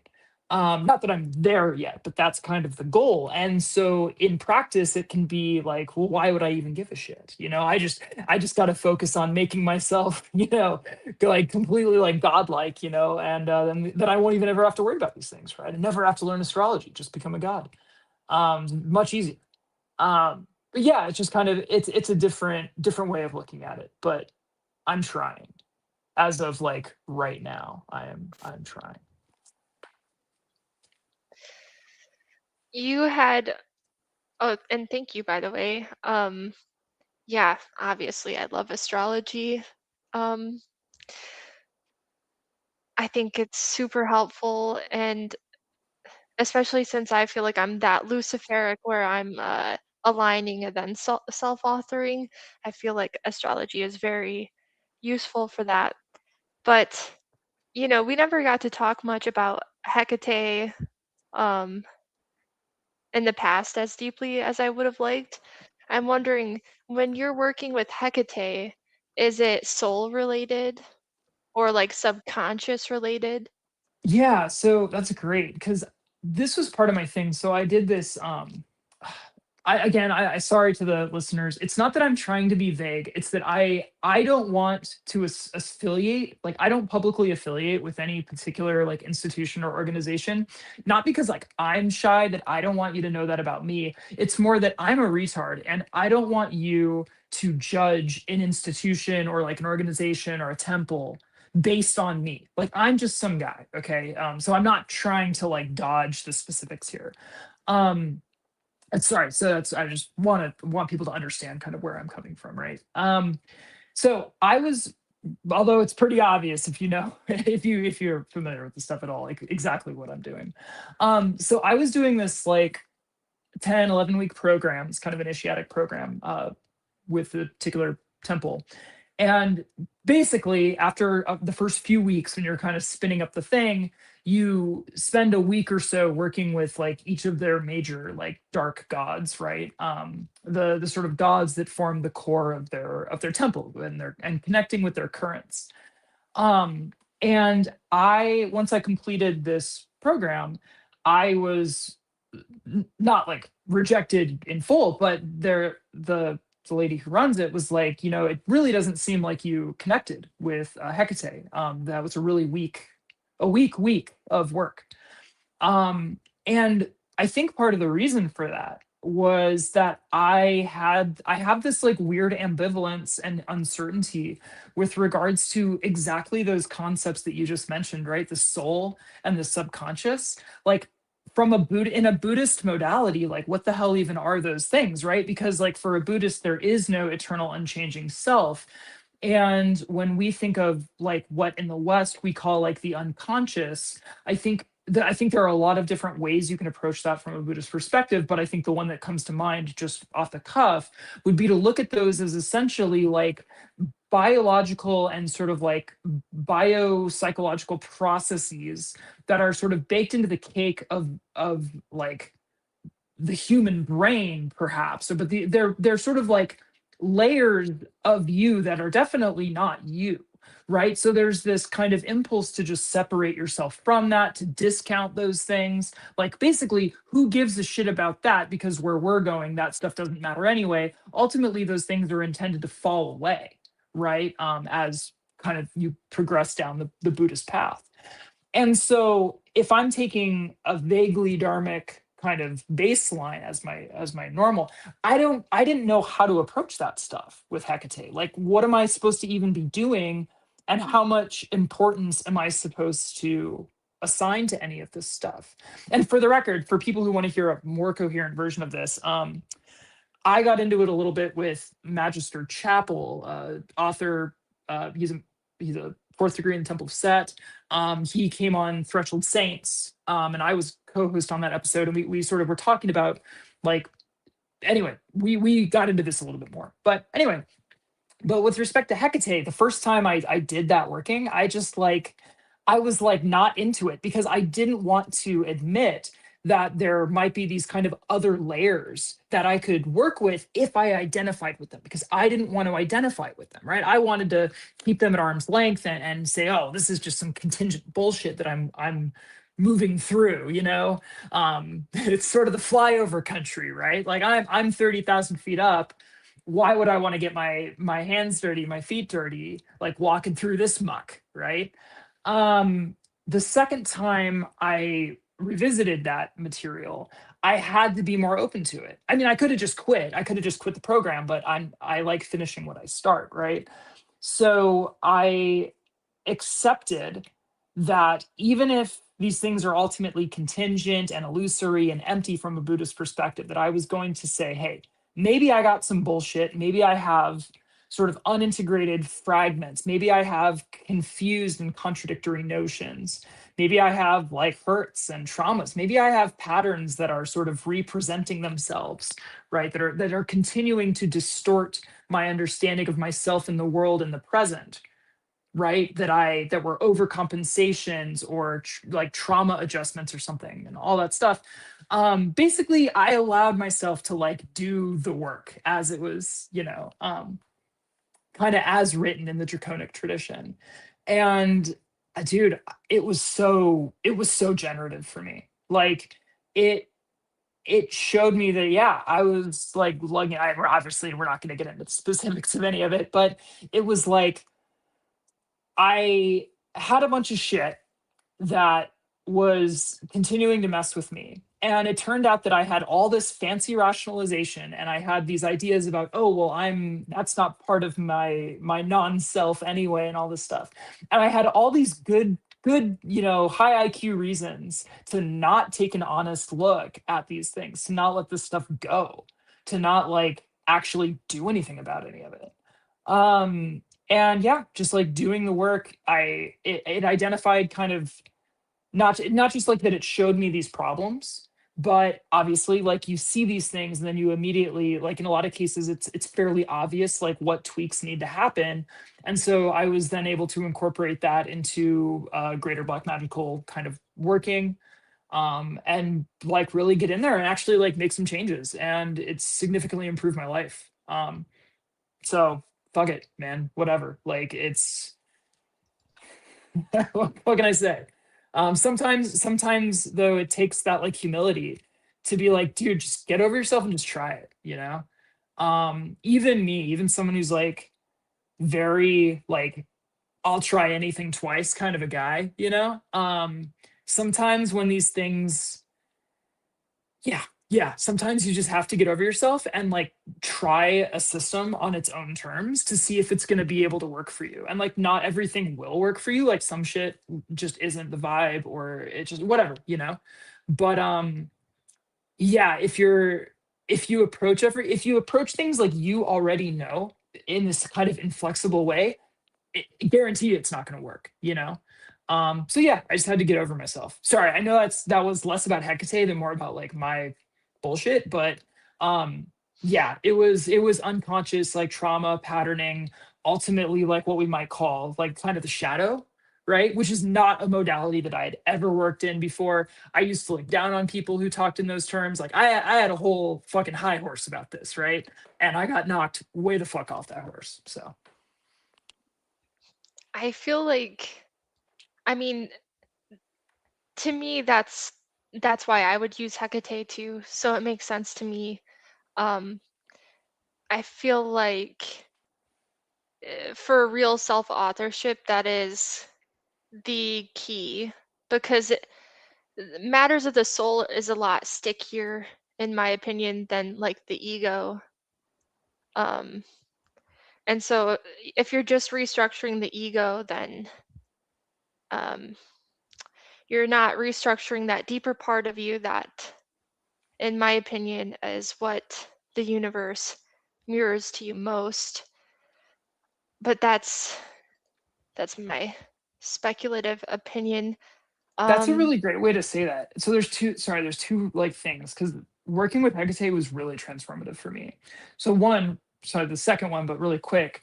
I only got to interface with Hecate, say herself, the aspect of her that I actually engaged with, like that connection. I don't know. I didn't really get much of a gender vibe. We're sort of talking about like cosmic horror levels of kind of stuff. So I'm loath to say her, but I was only able to make any kind of a direct connection in a way that gave me a lot of like compelling, like, oh, this is something real and like external to myself. Like there's an aspect of how she appears in, of course, my perception. She's arising within my awareness. But as Jin will kind of talk about these tantric deities, how there is kind of an other power there. I was only able to kind of connect with Hecate in that way after I had done the sort of honest and thorough like mirror aspect, right? So like Hecate almost I hate talking on these terms. I feel very like fucking like baby's first like Wicca bullshit, you know. But um, it's like you have to pass this ordeal of the mirror before you can see Hecate as whatever the hell she or it is. You have to see yourself and work with yourself first. Other gods are not like that. Like there are other like power, force, whatever stuff is there. It's really weird and terrifying a lot of time. But they'll show you they will appear first. Hecate was, at least in my experience, was not like that at all. And secondly, it only really clicked when I got to the layer of stuff, and this is the main thing that I wanted to say. Like when you're making this like ego versus soul distinction, and again, we don't necessarily have the exact same paradigms on this, but something you said really lined up. This one of the things, and really like what ended up being the main thing that I saw through this work that I was doing that needed adjustment, was something that ran so deep for me that it wasn't even like this is a part of me. It was more like this appears as real and as self-existing as like a feature of reality as like gravity. You know what I mean? Like in that way that gravity is just part of like the fabric of the cosmos. Like this way of this way that the world appeared to me was like that. And it's not that that's real. Obviously that's the whole point, is that it's not actually like that. But what that means is that that was a really really really like deep pattern that I was like superimposing on the world, right? Like that you're getting into the territory of like this is a sort of deformity of the soul, if you'll permit like a sort of me saying that sort of informally. I'm not trying to be like schematic on that. But yeah, like it wasn't just like a flippant like, oh, I'm like this and I want to be like this, I want to be harder working or something like that. It was like it was literally like something like from the like deepest layer that I had internalized is like how I manifested the world needed to start to change, and I needed to reassert agency over that the tendency that was kind of spinning up this layer of abstraction, this way of looking at it. It's not that I wanted to completely do away with it, but it had metastasized like a tumor and it had become like self-existent, right? It was just running all the time at max volume, and it needed to be brought to heal and brought back into line as a tool, as a possible modality, a possible way of approaching the world and understanding and self and all that stuff, right? And yeah, and it was getting to that. It was seeing that also that then like, and I mean this like within the context of a single meditation. So I would like be doing this internal work, and then usually I would reach kind of a point of like kind of stability and rest. And because I'm me, right? I'm like, oh, let's see if I can do a little more. And then I was able to, in a lot of these things, you know, like do the way I do in this kind of noetic realm, and ultimately like enjoy, I would say, the sort of direct contact with that other power as such. Which again kind of bolstered my confidence and as well as just being really interesting and stuff. So yeah, it's both. I guess. But yeah, that like soul mirror and that soul adjustment kind of thing. Like I'm trying to kind of use your language. Like that really, really resonates. Yeah, I know too that you, um, or potentially, I think so, that you work with Saturn sometimes. I'm sure that there's a relationship there as well. I don't Saturn, know. you don't know? Well, yeah, okay, so let me say, so my understanding of Saturn is like very, very niche. So for the record, for other people, I have sent Eros like a book that basically contextualizes like Saturn as initiator, and then particularly kind of spins up a system that is very, very like Setian. It's I mean, it's written by like a priest and an adept of the Temple of Set and stuff like that. Um, I'm very interested in that sort of dimension of Saturn, right? This like kind of harsh initiator, this testing aspect of Saturn. Um Now things get confusing because it's not that that's idiosyncratic. I think there's always been there's mythological support to that. However, like what Link, it's Andre Link, and I forget his first name, but Brovelli, in the Uranian Impulse, the scheme that they use in how they talk about Saturn is very different than how like David Myatt / Anton Long talks about Saturn as the kind of, it's not actually the end of the septenary anados, right? There's at least two kind of points beyond Saturn in traditional Niner thought and kind of the map. But Saturn's a big one, right? That's this kind of like, it's the last of the quote unquote like causal nodes on the path. Anyway, it gets really tricky. The point I'm trying to make is like, I'm working with Saturn in a couple of different ways. I don't have like an overarching, like single way of thinking about Saturn though. In terms of my practice, it's more like if I'm talking to Setian people, I have Saturnian aspects of Set that I find compelling. But those things are kind of in a box over here. I'm gesturing, you can't see. They're over there. And then on the other hand, right, there's other ways of talking about Saturn that I'm not necessarily like trying to put all of those pieces together. I'm actually kind of curious because you have a more like traditional perspective on Saturn, both astrologically, but then also specifically kind of in your like Neoplatonism, where you see like my approach and yours like having like similarity or maybe like irreconcilable differences, kind of that, you know. I, like I said, I like the whip hand of Saturn, right? That like harsh, like discipline, this like uncompromising figure that is either going to forge like a coherent like black flame in this like Luciferian like thing, like something that is capable of standing on its own, withstanding like inner and outer like trials, or it's gonna snuff you out, right? Or it's just going to be like, do not pass go, do not collect $200, you know. But that's a very like, you know, that's like at a gloss, right? I'm not like super committed to it, you know. I guess, yeah, the reason that I asked was in that book, he talks about the 3 octaves of Saturn, and I don't know how much I agree with that, but I could see that as like a certain path for sure, where Set represents this, I don't want to say fragmented self, but this self that isn't organized is how I would see it. Yeah. And then, the goal being to kind of organize that. And then Yeah. Saturn being like this, the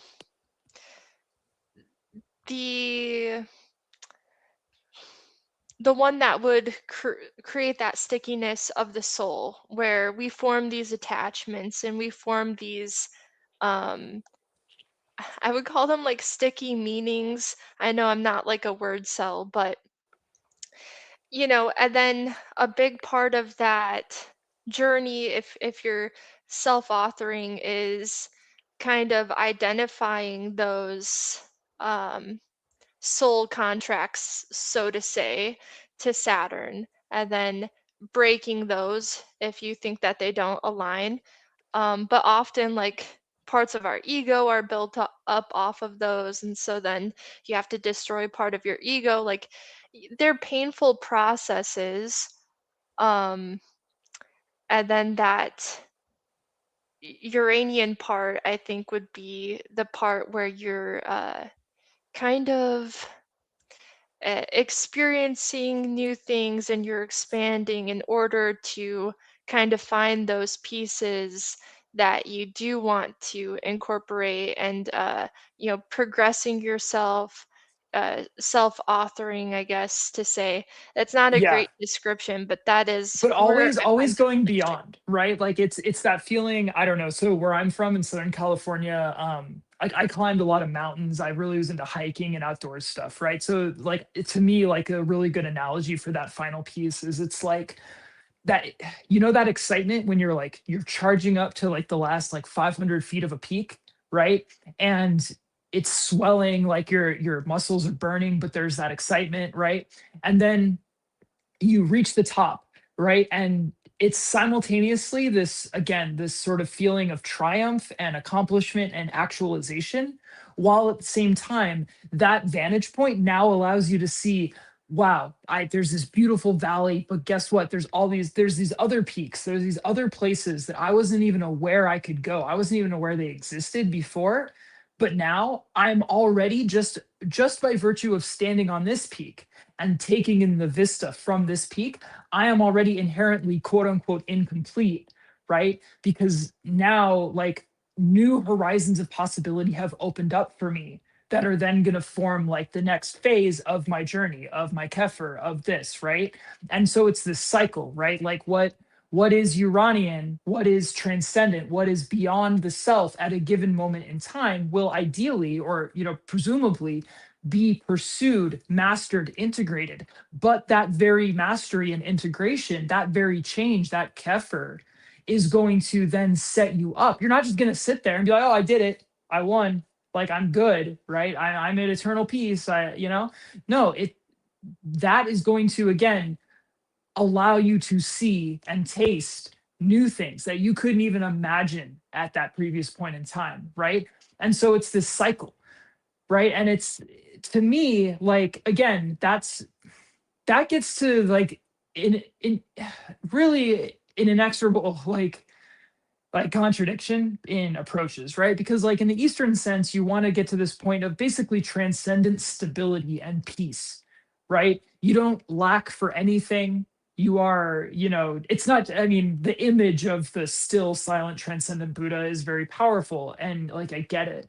But there's also this part where it's like the notion of this sort of never-ending cycle of like of mystery and adventure and fulfillment, right? And failure and change, right? That, like, again, it's not that I'm ever eternal or complete in a given state, because there's always going to be more on that horizon. Like, but in this cyclic way, and accepting the very like nature of that process as being sort of beautiful and awesome, right? Like the becoming, the incorporation of more and more into being, and again, refining like what's there and what maybe won't be there in the future, right? As you grow and change. That really speaks to me, and I'm not sure that these things can be brought totally into alignment, Eros. I keep an open mind, and I try, I try not to be dogmatic about things. I don't pick fights with people on the internet and all that. um but to me, that just like lines up with how I personally approach life, what served me up to this point.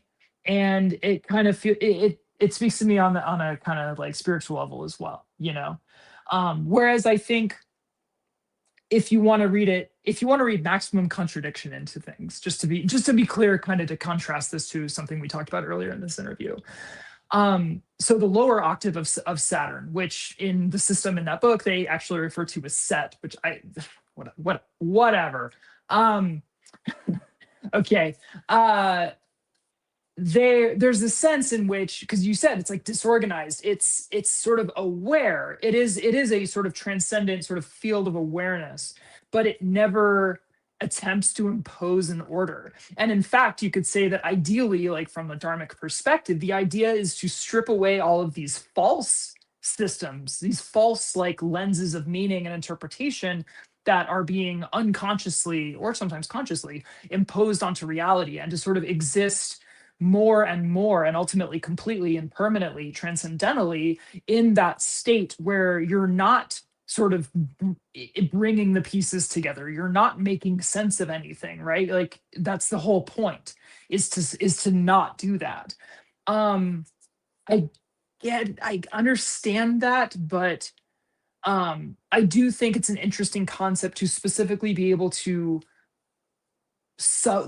to play with different systems of meaning and creativity, and like to basically make narratives and truths and things for ourselves, again, acknowledging that we are the authors of those things, so they're only self-existing within our own kind of sphere of cognition, of awareness, however you want to say that. But it to me, it does perhaps represent like an irreconcilable approach, right? Like not creating any meaning or interpretation versus the very intentional, like agential, like operating of a system of meaning, creating meaning for yourself and using that to both stabilize yourself in the present, to understand yourself as a transcendental sort of field of awareness separate from the objective universe, and then using that, as you said, as you get through the higher octaves, as this kind of like foundation for greater and greater change and development and refinement, and basically the never-ending pursuit of adventure and possibilities. Like, I don't know, man. That sounds pretty cool. But we'll see, you know? I think that's beautiful. And I completely agree. I'm wondering because you're talking about this concept of that expanding, experiencing, adaptive meaning, and which I would see as like a very Jupiterian kind of energy. And I was just reading this article the other day about, I don't remember what it was titled, but it was like the idea of this positive entropy. I kind of hate that they called it entropy. I feel like fragmentation would have been a better word for it, but they were talking kind of about that expansiveness that you can get from doing like psychedelics. Mm-hmm. And so I'm wondering, have you ever considered that? And also, when we're getting these Uranian impulses, just to use language from that book, sometimes I consider those things actually as synchronicities. And I'm wondering,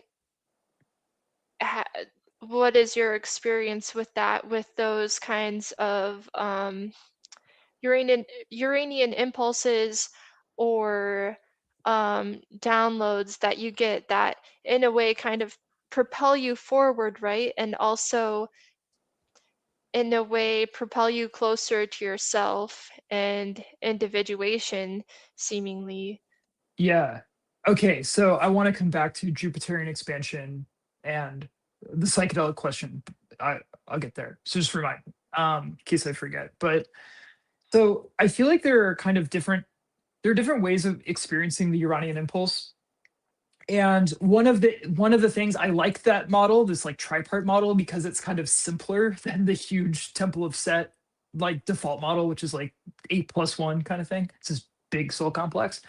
However, I think that it folds a little bit more into that higher octave that gets like partitioned out in different ways in the more granular 8+1 style model. So let me be real specific. So I have spoken elsewhere, I think on like a lodge space, I don't know,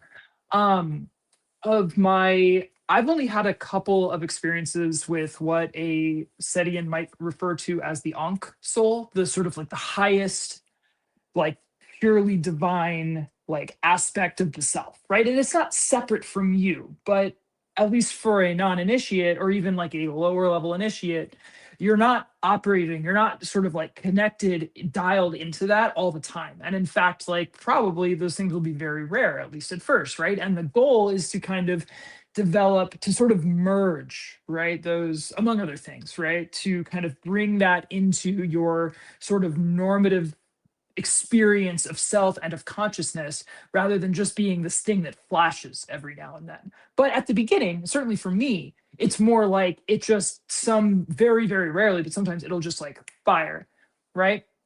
And this is actually the thing. I won't go into the whole experience. I'll talk about it some other time. And I know I've described it probably very badly in the past on some kind of recording. But that part of you, that highest part of you, again, like what a Setian might call the Ankh soul, if you want to call it the holy guardian angel, the daimon, whatever. One of the most interesting things is that, at least to me, in my experience, it seems to be outside of time. It seems to be not in a deterministic sense, because the future I don't think is actually fixed, but in terms of like a probabilistic, like, thing, right? It can show you stuff that is like on course to happen, sort of thing. So what people would call like precognition. Long story short, I had a very compelling precognitive dream that was accompanied by a direct instruction to basically become an initiate. Um, and I didn't really think much of it. It was very weird. It was like a direct download of wordless information. You got to become a magician. Then it showed me something that was like, okay, that's bizarre, whatever. And then 2 weeks later, it happened, like very, very specifically. And so with respect to synchronicity, I'm not like super into the way that Jung talks about that. One, because it seems a little wishy-washy, and it's like he was like half-assed on the concept, and there seem to be some like limitations with it. But in general, like on kind of the level of vibes, I think that this is largely what we're talking about. And again, for me, one of the most distinctive aspects of this is because there is this part of the self, this sort of octave, this register of the self, or if you want to look at it not as a discrete part, but just like there is a thing that we can do, a power that we have within ourselves, something like that. I don't know. That's, again, for me, but a lot of people have talked about this, that just does not seem to be bound by what we experience as kind of consensus linear time. And again, for me, this experience was so, I could not make sense of it. I'm not a like, woo-woo guy. It was so unexplainable by any sort of material or any way I had to explain this, that it's literally the thing that started me on this whole path, right? Like I mentioned the Evola stuff, but that is true. That is completely true. But as I was reading that, I had this experience that completely shattered like my mundane, like what was possible. I have no way to integrate that. If I wanted to forget all about all this bullshit, I'm sick of you, Eros. I'm sick of Jen. I'm sick of reading all these books, right? I don't want to meditate anymore. I would then be stuck. I would then be haunted by this thing that had happened to me. My vague knowledge that this is somehow possible, that I will never be able to explain because I'm not looking into this stuff anymore, hypothetically. And that would just be intolerable, right? So anyway, I just want to say that, like, yes, I think this is directly tied to that. The other sense that we can experience this, though, I think is more this, like, more low key. Just we have these like intuitions, and there's, again, it's that book that I sent you is very, very dense. It goes into this, it very quickly sort of cycles through a lot of really key Setian terms. But this idea of rain till runa, you may have heard, it's associated with Stephen Flowers.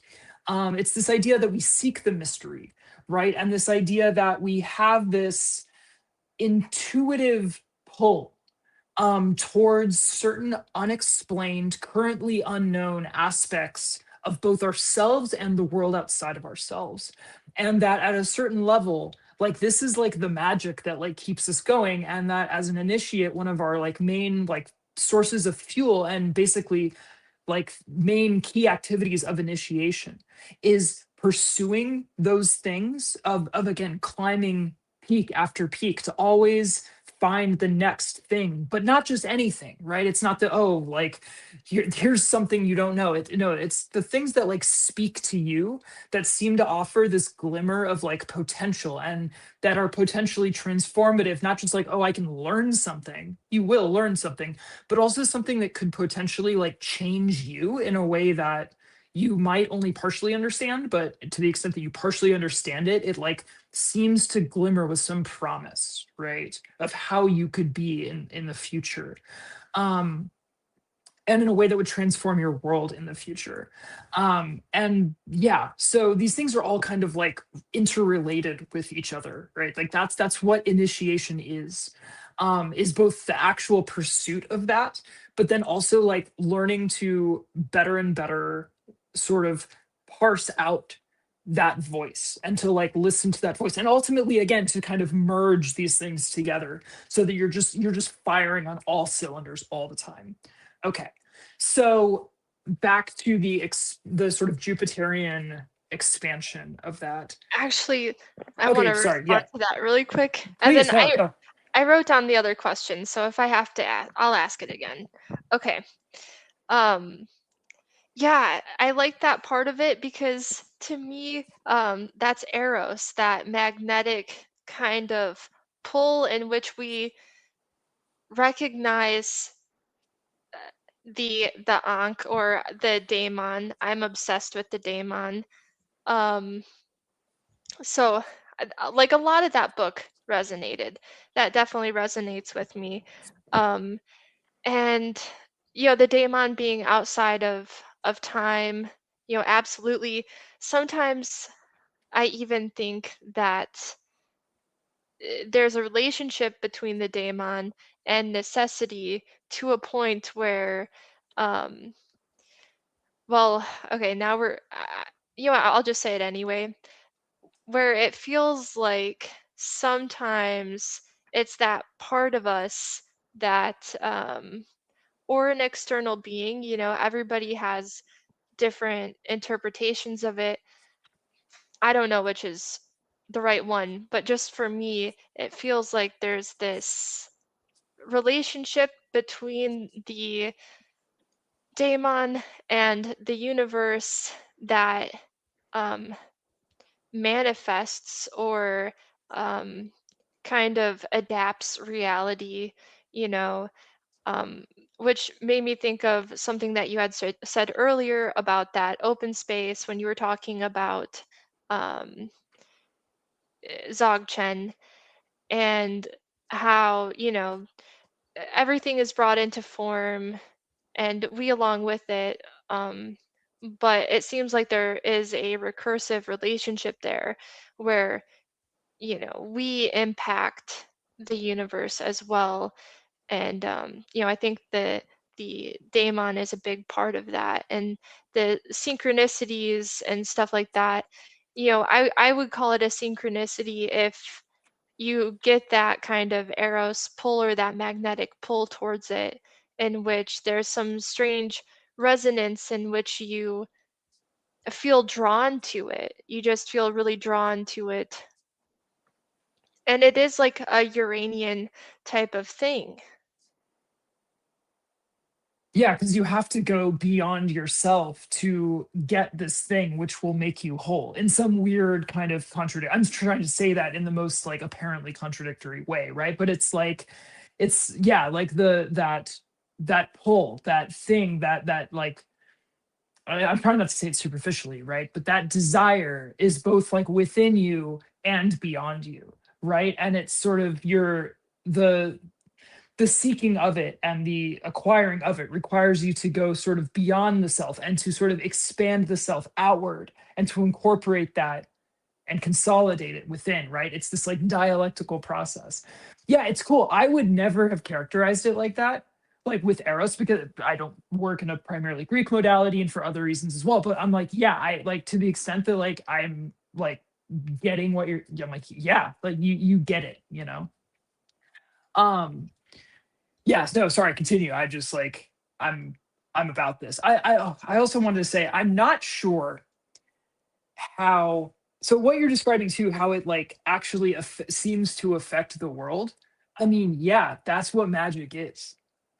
Like I'm not laughing because it's like as though you don't get that or that is somehow obvious, but like we don't understand this, dude. If we did, like Coca-Cola would just have like a wizard department, you know, and it would just be part of like we would all be we would have totally instrumentalized this. It would be mundane. We wouldn't be talking about it on an interview, right? It would just be like again, it would be like gravity. We work with it, we overcome it, we use it, blah blah blah. It's this mysterious thing. And so LaVey called this, and the Temple of Set inherited this terminology from LaVey. Um, he called it the magical link, right? So the idea is that in general magical operation, we manipulate what like the Temple of Set would call the subjective universe, but it's basically like our perception of reality, our symbolic maps, our meaning, our whatever. But the thing that happens, what's really odd, is that when you make those seemingly internal changes, right, which on paper, at least in a materialistic way, like if you talk to a psychologist, you can turn yourself all kinds of crazy. You can think whatever you want. That's not going to change the world out there, right? And on paper, that's how it would work. Except that doesn't appear to be true. When things are firing, again, firing on all cylinders, and especially when there's that that connection, that I think like some people will say, like when you actually like commune with the daemon, right? Or like invoke the ankh, or like you get that activation one way or another. There's something about how the change within your perception of reality seems to like tip the scales a little bit. That doesn't mean that people are like manifesting Lamborghinis from the sky or whatever. Not that that sounds particularly cool, but like just as an example, right? So it's not as though for most practicing magicians, this is like an infinite money cheat in a video game, but there does seem to be an ability to like shift the probabilities a little bit to do something and in a way that makes magic worth doing and worth trying to understand, right? This seems to be a compelling thing. I personally find it very compelling, even if I'm not looking at it as a substitute for like mundane activities, mundane effort and action and things like that. And again, I am still in like the early phases of trying to figure out how this works and how to do it better, right? Like I put in a lot of reps. My shtick, if you don't know me, if you're listening to this and you've never heard me speak before, my shtick within the Grey Lodge is I'm like, well, one, I'm the dumb questions guy, but I'm a practical person. So I'm always just like putting things to work and seeing what does work. Because I would like to get to a point where like I've heard magicians say, if you can bat like 333, i.e. like your magic works a third of the time, you're like among the best. Like you are like an MLB, like, batting champion kind of thing, right? Or whatever. Sorry, it's been a long time since I did the sports deal. But I feel like in my experience, I can kind of predict when my magic is going to work. And I do that on the basis of when I have a certain type of non-dual experience where if you want to say, like, I get a certain like activation, right? I sort of throw myself out and beyond myself. I dissolve myself in the magical act. I don't practice like theurgy as you might or something like that, but there's something about like there's a sort of type of experience that I've had more than once in my magic, in the actual like practice of it, and often just in the meditation. I always meditate before I like do the like ritual work, and very often, frankly, my meditation will go in such a way that I almost know that the ritual itself doesn't even need to happen. Like I've actually done the thing. Like I have affected what I wanted to affect just in the preliminary meditation, because that's like when I get to the state that I need to be in to do the ritual. But it feels, yeah, anyway, it's weird. But anyway, this is all to say that like, yeah, that it's in my experience, that is, if not a universal thing, at least like a very, very strong indicator and a key component of what seems to actually make the magic work, not just in your head to make you schizophrenic, but to actually like push those changes out into the world. And like I was saying before, one of the reasons that I don't know, open to like computational models of the universe or something, basically where consensus reality seems to be largely determined by like the collective sort of mental or conscious like activities of the participants, right? And so there seems to be something like with enough sort of concentration of will and focus and intent, a competent operator can like impose their sort of modified reality construction. They can push that sort of like out onto the rest of it, as though the consistency of reality were simply just maintained by a sort of protocol agreement by all the conscious operators within it. I don't know. We're getting into the weeds here, but yeah. Anyway, like we're on the right track. I don't have it figured out. I don't think anyone like totally has this figured out. A lot of the best working magicians are very vague about how they think this works, and they don't seem to be particularly bothered by their inability to like completely like schematize this, one to one. And I've yet to see like an attempt at schematizing that didn't just sound like a crock of shit. It's not that I'm disinterested in being able to talk more coherently about it, but I'm also really interested in like getting good at doing it, and hopefully getting much better at doing it consistently will allow me to put forth maybe a little bit better schema. But I gotta go in that order, Yeah, I think it's just one of those things that's one of those big questions that are super interesting.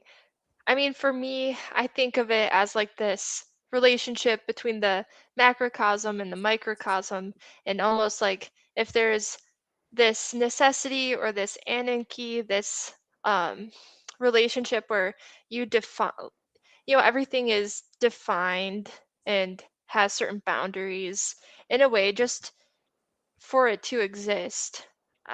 That maybe there's a microcosm level of that, and which is kind of recursive, almost like you can negotiate a little bit. But I'm not solid on that either myself. But if you are a person who is kind of more experiential, yeah, I guess that's why I thought of that psychedelic question. Have you ever considered doing psychedelics to kind of expand your perception? Yeah. So obviously, I've never done any drugs. You shouldn't do any drugs. This is not legal or medical advice, all that stuff, right? Because we're on the internet. But yeah. So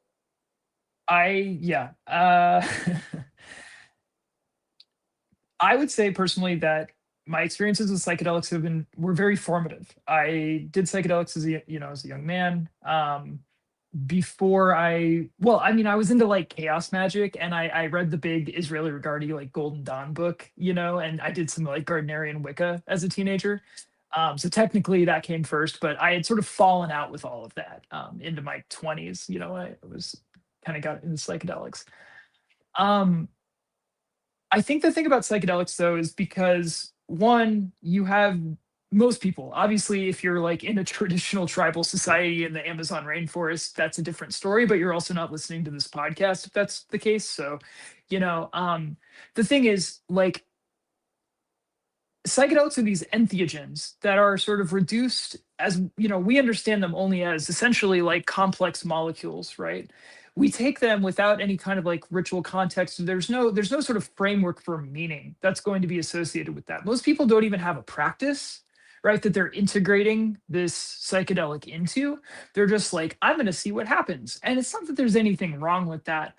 The problem is that you're not going to have any good way of like meaningfully parsing what you experience, right? Like, are you okay? So one guy says, you could be like a reductionist materialist, right? Basically, consciousness is an epiphenomenon of like basically signal processing that happens in the brain, right? That like a Dan Dennett type guy.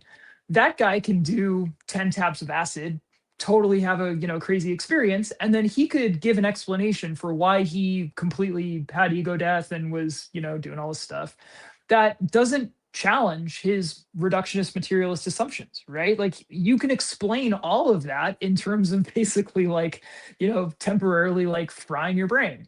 And then another guy who is believes in like, I don't know, kind of random like new age shit can do the same drugs, have a different experience, right? And we're not really able to like have any kind of a productive conversation about like what's what's actually happening, or the sort of meaning of the bare like qualia of those experiences, right? We can only maybe come to some descriptive agreement about how things changed, before you drop 10 tabs versus 2 hours after you drop 10 tabs or something like that. I think that said, I think they can be very helpful just in terms of like, for me, they kind of pointed to like the way they pointed me in the direction of understanding the world as I see it, essentially being a convenient filter, a convenient map of meaning, for a much wider and more expansive reality. And again, I'm not making claims about other dimensions or any of the kind of like usual specific stuff. But it was more like, as like Kant would describe it, right? Where you have like the world out there, the sort of noumena that we can't interface with directly, that we can only interface through the sense data that's conditioned by like these particular, like the sort of construction all the way from like the physical of like the eye and the, neurons and stuff, to then how it's like parsed through these like complex like systems within the brain and stuff like that. So it's like you're sort of just you're like radically detuning, right, this like filter system that you have. And so I think it allows you to maybe be a little bit more flexible. It encourages you, maybe it gives you this kind of like experiential like push to not take like your one way of making sense of the world as being like self-evidently true, right? To see rather these things as being like ways that your mind or your brain, depending on how you want to, are like projecting onto the world, or like if you want to say filtering the world, right? Like either kind of way. That said, I'm in a position financially, life-wise, if I wanted to do psychedelics all the time, I could fucking do whatever I want, right?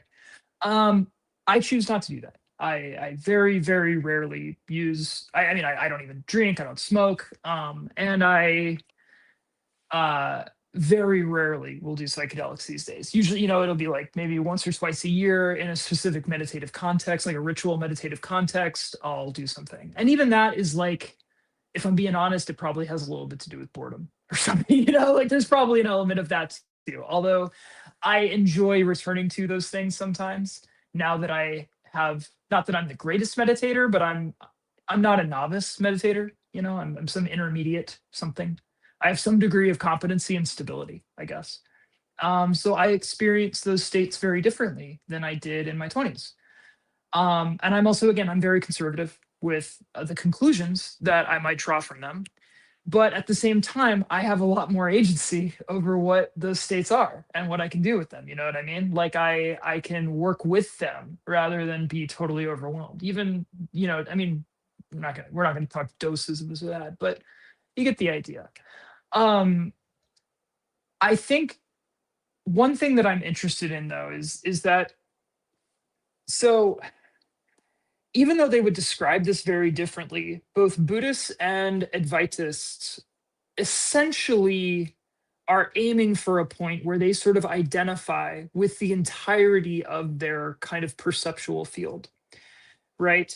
So the idea is that sort of subject and object dissolve, they kind of all merge, like, like subject object and doer and action all kind of blend together. And what you end up with is this kind of like, you end up in this sort of non-dual flow state where you are sort of the totality of what just is happening.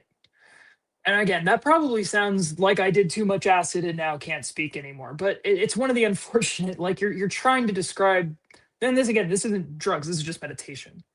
You're trying to describe something that's very, very challenging and sort of definitionally beyond anything that can be captured in discursive dualistic language. So, fuck off, I guess. But anyway, so these traditional Eastern paths basically end with the kind of permanent, like merging into that state, or at least like on paper, a lot of them do. I'm not sure that that's the only way to win the game. Like we can, like we can, because modern language here, like video games, like single player games, right, will have like multiple endings, right? There's like you get the first one, the good ending, the bad ending, and oftentimes there's like a bunch of different ones to get you to replay, right?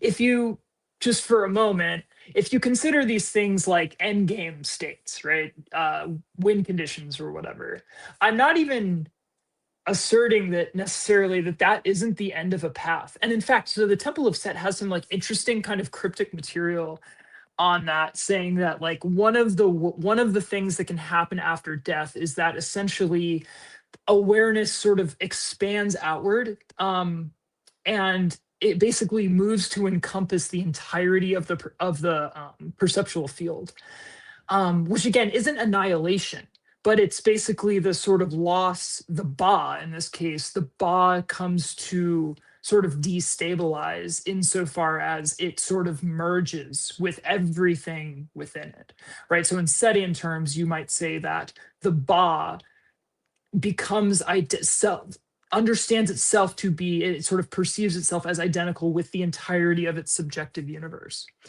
which is interesting because that to me sounds exactly like what the Advaitists and at least a certain mode of a way of understanding Buddhist sort of endgame would be like. And specifically the Setians don't want that, right? They don't want to do that. So they want to sort of maintain coherency of the self as being separate from the environment, even as they kind of expand and do all that. So even for like someone who, and we don't have a lot of data on this, obviously. So even for like an initiate who kind of, goes all the way and perhaps becomes like the god of a new universe in the multiverse or something like that, even that god would not be the entirety of his sort of universe, right? So sorry, I'm sort of making a glib reference to like that like Mormon cosmology, right? Where like if you're like a super good Mormon or whatever, I'm sort of saying this as a joke, but you become like the god of like a new like world or whatever. Even in something like that, but like in sort of more profound ontological terms, you're still not self-identical with the entirety of that universe itself. Like you're still perhaps a part of it. You might even be like the central sort of like organizing principle of that universe, the sort of central intelligence of that universe, but you're not the whole thing. You don't just kind of blur out into the background like foundation of it. And that's a distinction I find interesting. And so this is all to say that I'm interested in this process of kind of perceptual expansion, but I'm not sure that the end game is as simple, again, quote unquote simple. It still takes a lifetime or many, many lifetimes, depending on who you ask, to effect. But I'm not sure that the end game is as simple as this kind of like just kind of like dissolving into the entirety of the the perceptual field. There's a lot you can say there on both. This is just something I'm kind of like actively working on, not so much like thinking about, but just kind of in my because I meditate multiple times a day, right? It's just something that I'm exploring, like in practical terms, right? So even if like I sort of enter into a non-dual state, which is really, again, it's not even worth trying to describe that. It's very, whatever. But then is it possible to like sort of reconsolidate a self, a perspective, a solidity, while still maintaining that field and that feeling? Like I play with these things. This is like the bread and butter of a lot of my practice. Like sometimes I do just like normal, open awareness or mantra recitation or like in Monroe Institute, I do a lot of stuff. But then a lot of the times I'm just kind of synthesizing these approaches and just playing with them and seeing how they are and how they feel. And ultimately then I kind of like decompress, or like I debrief, right? Myself, like, what do I think was going on there? What was it like? And I try to write it down, in a sort of non-schizophrenic way. Yeah, a lot of that is me figuring that stuff out, you know, and having a lot of fun doing it. So Yeah, for sure. I get it. Um, magic and meditation and going into those different kind of perceptual states is is your new favorite kind of drug. it really Um, is. Yeah, I got to a point just as a joke. So you not saying you should meditate to save money on drugs, kids. You shouldn't do drugs and you should meditate for other reasons. But you will get to a point where if all you want is a free acid trip, you can just like do that. You can, I mean, that actually happens fairly early on. And once you get to a point, you can pretty reliably just like allow your visual field to just go all crazy and psychedelic. You should also not meditate for this other reason I'm about to share, but like if you just want to feel really good, you'll find in like in Pali canon, it's called piti. But it's basically this like bliss. And it's really intense. It's like this like it's so intense that like I couldn't actually stay with the feeling when it would blow up for like a year. This is why I couldn't do the Evola thing, is I would get this feeling that's associated with the first jhana in Pali Buddhist meditation.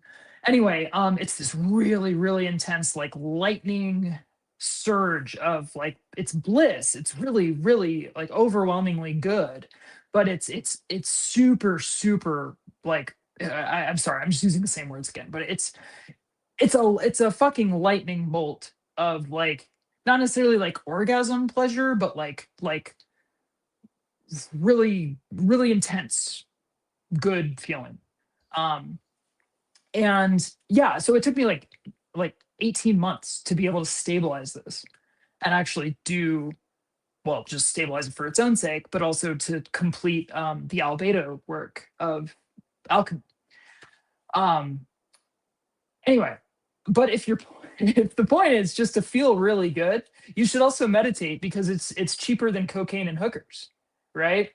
Like you can put yourself through a jhana retreat. No, I mean just meditate for a couple of years or whatever. I mean, what? And again, in the scheme of your life, you're going to live to 70 maybe. You know, don't smoke, don't drink, right? We're trying to get if you stop doing the drugs and you meditate instead, you will get the free drug of the first jhana or the free psychedelic experience of sitting and staring at a wall in zazen, and then all of a sudden you're like, wait, what am I, because everything is a complete shifting blur of color and just yeah, you know. So and again, that's not drugs. So anyway, yeah, I'm being facetious here, but these are also really useful experiences, I think, because they show you that you can actually do some stuff. Like, even if you don't jump to any like ontological or cosmological conclusions about like how the world is or what that means for you, like, I'm not saying that these experiences imply like some very particular like notion of the self or other or whatever, you know.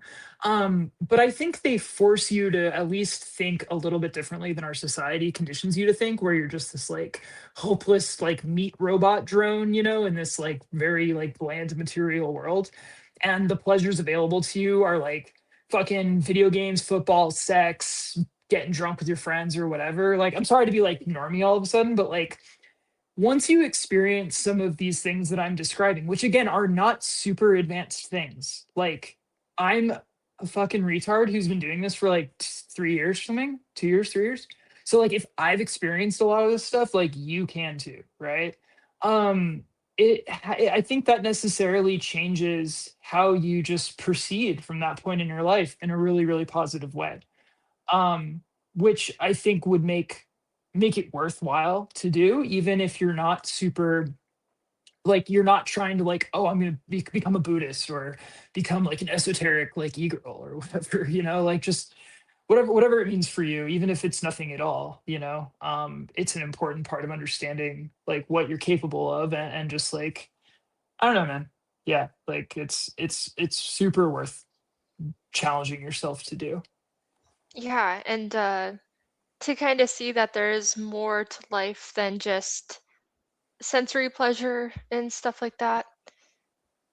Yeah, it also reshapes your relationship to those things. Like I don't want to call them like temptations because that's very like loaded and like Judeo-Christian or whatever. But yeah, like once you see that these things are like not only like the products of kind of an elaborate system of like sensing and narrative construction and like, you know, and you get really good at like seeing these things, right? Like you can I'm not saying you should do this, I'm just trying to give you a strong example, right? Like if you look at let's say a pornographic image, right? I pull up a pair of tits on my phone, right? I will be able, and again, just very normally, once you get decent at this, you will start to parse every bit of that from like the physical sensations down to like how that travels like into your mind. You'll feel in your mind how like your sort of how you're responding to the image, and then uh, your brain will start to engage with that image by telling a story. Like in the case of pornography, probably it would be like just some erotic story, you know, thing. You're gonna like insert yourself into you know, a scene that you're sort of bringing to life, right? Like just in the normative explanation of how this works, just being able to see this process unfold, even if you're still like, I'm gonna go fucking goon, whatever, full moon, or what is it, new moon, right? New moon goon sesh that we were joking about. Even if you still do all of those things, just to be able to see the process and to understand it as a process, one, is super interesting and helpful on its own. Two, you'll be able to basically, if you want, begin to like, well, you actually don't even have to do anything because just seeing it by itself, what'll happen is you'll stop, at least at first, the first thing that'll happen is you'll stop the narrative part. So maybe you see a beautiful person on the street or whatever. Even if you still have like some like baseline like physiological reaction, let's keep it PG here, right? To that, your mind won't spin up into like making a story about it. Um it won't extend that into like a movie in your head, right? um that can be really useful. Like again, even that's what we would call like a samsaric benefit, right? It's because you're, that's just like making your life easier or whatever, as opposed to like trying to go higher, transcend and initiation, anything like that.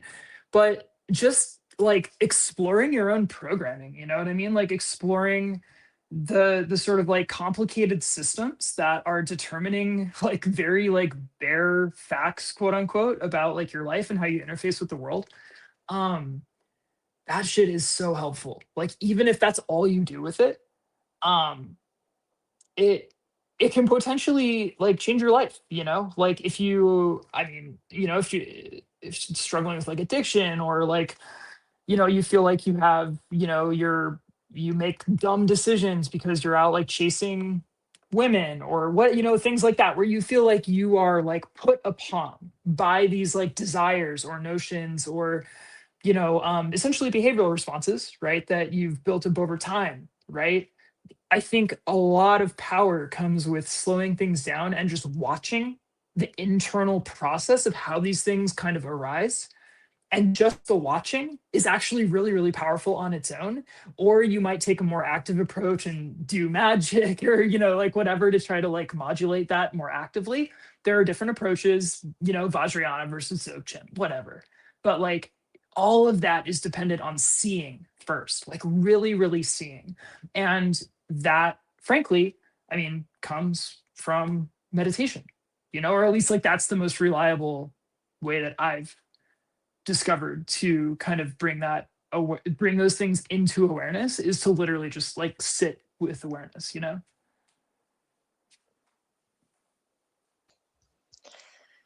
Absolutely. Um, well, and it's, I don't know, there's a relationship between like the more defined we become, and like virtue and stuff like that.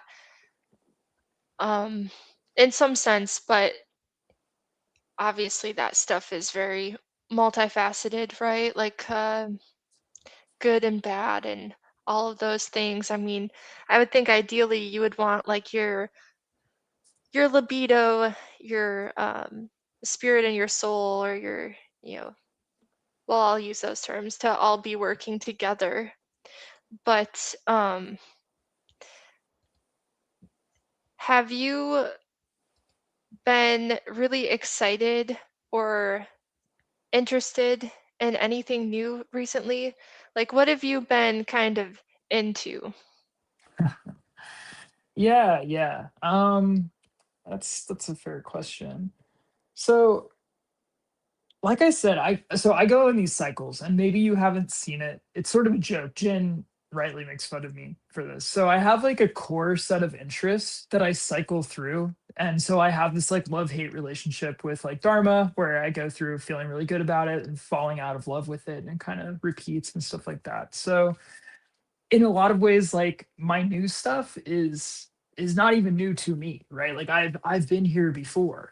But each time I kind of go through these cycles, I'm at a different point in my own development, and so each thing like will appear as radically kind of new and different, or I'll at least I'll explore sort of new dimensions, and I'll come to appreciate like new aspects of things, right, that were not available to me when I engaged in a practice a year ago or something like that, right? So like I said, for example, I've kind of gone back to the hemisync stuff, the Monroe Institute package, which I think I shared with you a while ago. I had gone through that a couple years ago. I had like sped run, whatever, speed runned through the first, I think, two waves of it up through the color breathing module. But I was doing like, I would do each module like once or twice and then move on, which is not how you're supposed to do it. It's way too fast. And I wasn't really like mastering the states. I was just like, oh, did I hit it? Like, did I get there at all? Yes. Okay, moving on, right? And so now that I'm like no longer trying to win a sprint race against myself or whatever, I'm just spending a ton of time just in the focus like 10 state for right now, which is like you get that on like the second one. It's like the first like significant thing. But I'm just like building a baseline with yeah, like with that as a new kind of like mental state, and exploring it and just like kind of fucking around in it and seeing how it is. I would like to. So, one of the things that I've noticed, and this is kind of why I'm doing this. So, in a lot of the work that I've been doing, I will get to a point where I'm kind of in this like mental, whether you want to call it astral or some kind of weird abstract space. That is not physical space. You're conscious. You have a whole field of awareness, and usually I'm like aware of my body at rest, but I am also like outside of my body. um I don't know how to move around very well in those spaces, like, or even like reorient my visual, quote unquote, like I mean, it's like mental vision, but like, uh, I can't like turn. I don't have like a very clearly defined, like, I hate saying like astral body, but let's just use that language, right? I'm just like some floating like camera in that space, right? So what I'm trying to do is like get a more defined form, or at least something that will allow me to like move around more consistently and like change my position more consistently. Um because these states are really, really interesting. Um and I feel like I've only scratched the surface of being able to actually like interface with everything that I've experienced in them. So I would like to get to a point where I can more reliably do those things. Also, I would like to kind of pair that with the what I think is more difficult, being able to have to reliably produce out of body, what are called out of body experiences, where instead of launching into some kind of weird inner like non-material space, I'd like to be able to verify what I'm doing by essentially performing tests, right? So I would like to get to a point where I can reliably have OBEs where I have my friends like put out like playing cards, right? I'll say like, shuffle a deck of cards and put one on your dresser, right? Just like face up. Don't tell me what it is. You don't even have to know what it is. Just put a card there. And I am gonna try to like get there and see if I can see that. Because again, it's all well and good to have like crazy, awesome, cool spiritual experiences. And I'm not like discounting that in any way. It's my whole life is that, right? But I would also really like to see to what degree I can bring these things into the quote unquote like material world, the shared consensus reality kind of world, and still have some degree of control. Like maybe I can't. Maybe, I'll listen back to this interview and I'll be like, wow, I was an idiot or was going about it the wrong way. But yeah, I don't know. I'm kind of circling back to that right now. Um, and other than that, man, so I'm going through this like winnowing period where for a while I was in a ton of classes, learning like classical Tibetan, but then taking like 5 different like initiation courses, like all basically like Tibetan Buddhism. I was very much like Dharma class maxing. And so I've been kind of constricting myself a little bit because I was really overcommitted. So I'm just trying to like kind of establish a new baseline that allows me more time with the practices that I find fruitful and getting better at letting things go, letting like realizing like, hey, am I gonna pick up like an initiation and transmission for this particular set of Tumo practices, like quote unquote fire breathing like stuff? Is that going to be part of my 2026? No. Well, then I can like not be in this preliminary course, because historically I'm very bad at turning down opportunities, right? Because I always wanted to like keep my options open. But if you keep your options open, you never actually get very far. So I'm trying to commit to the things that seem to have borne fruit and have like direct potential for activity, which is some of my left hand path stuff. And like I said, this kind of like more, I don't know, it's like a more concrete type of meditation. And letting some of the like I don't need to be like picking up 8 different like empowerments this year, for Tibetan Buddhism, I guess. So yeah, a little bit of a reconfiguration, but we'll see. That's a lot. Those are a lot of goals, but they're great. And obviously it'll be awesome to kind of uh, be able to see some of that journey, especially on like Friday night Gnostic Mass and Threshold Saints and all of those things. I figured it's been a long one, so we might as well close it out. And I'm wondering Sounds with good. this last question, um, what are some recommendations that you would have for people on like reading material or practices? I know you're somewhat adverse to like giving suggestions like that, but I'm sure that there is some material that you would suggest. Yeah, for sure. So yeah, there's a couple different things. I feel like everyone should probably have some kind of basic meditation practice that they do every day. So a couple of ones that I would look into, maybe.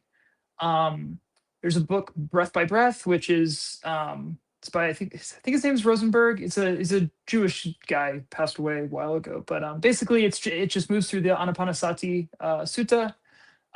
It's Theravadan Buddhism breathwork. It's a classic, and that as a practice you can start with, and you can go all the way with it, right? So that's one option. Something like a mantra, even in an advice context. So here, I'll destroy my credibility for anyone still listening to this, right? I actually went through the transcendental meditation thing. And you know what? I really like transcendental meditation. Not commenting on the organization at all, but I'm just saying, like, just the simple, like, single or like 2-syllable mantra kind of thing. Wonderful practice. Lovely practice. If that like speaks to you and something like that like works to get you into like these states, fucking do it.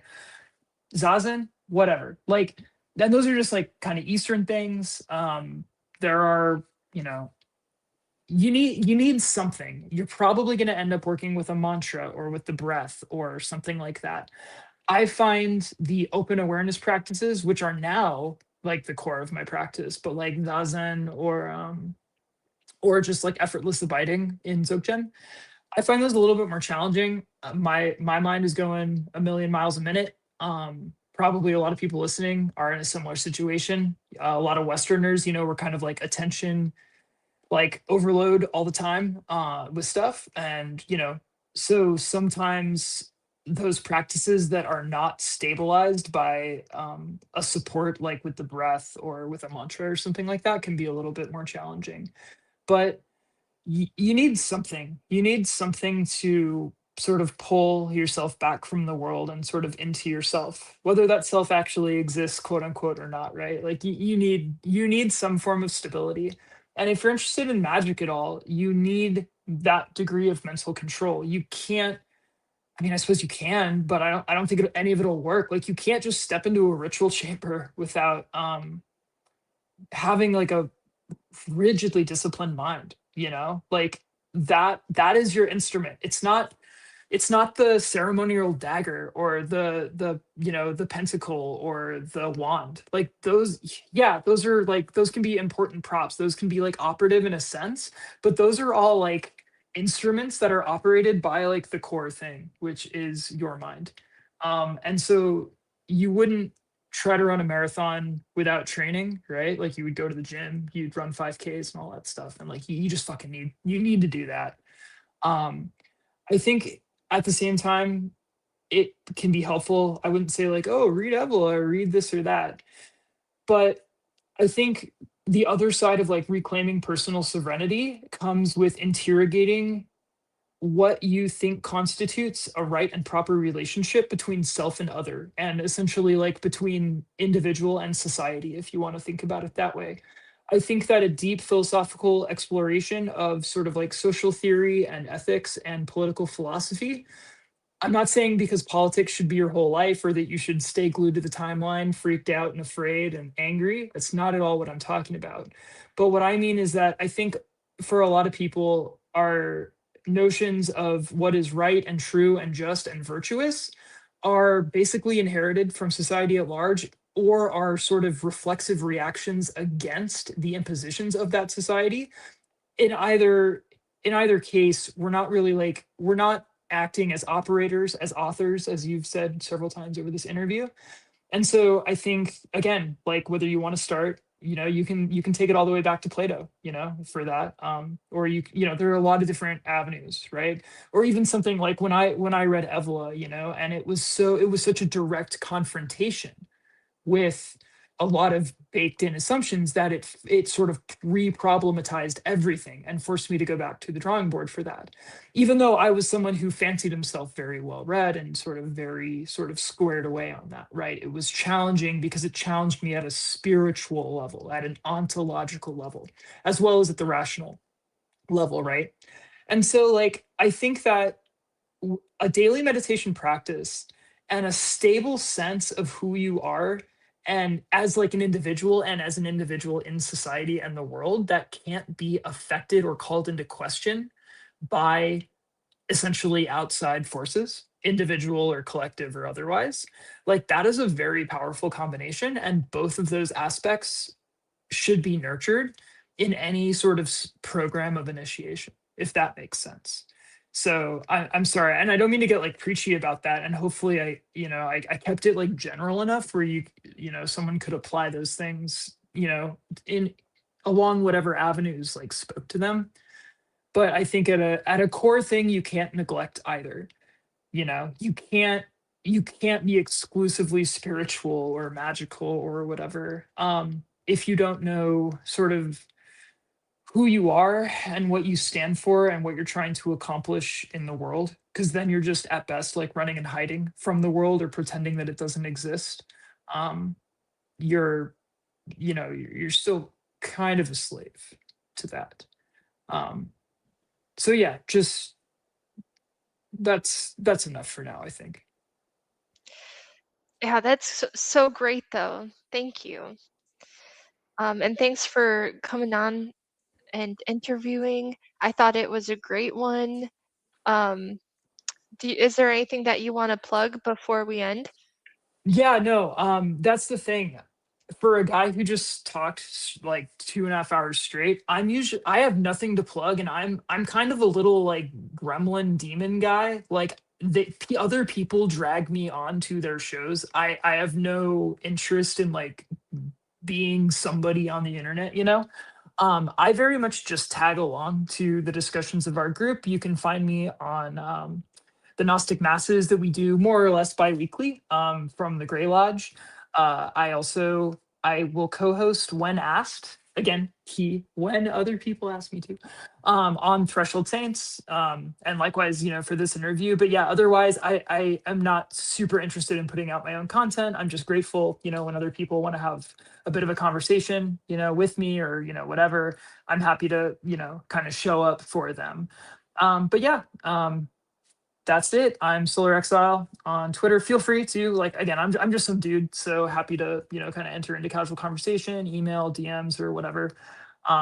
Yeah, just keep it light and yeah, this is a blast, Eros. So yeah, thanks for having me on. Awesome. Well, thanks everyone for joining us, and we'll see you next time in the next interview. Take care.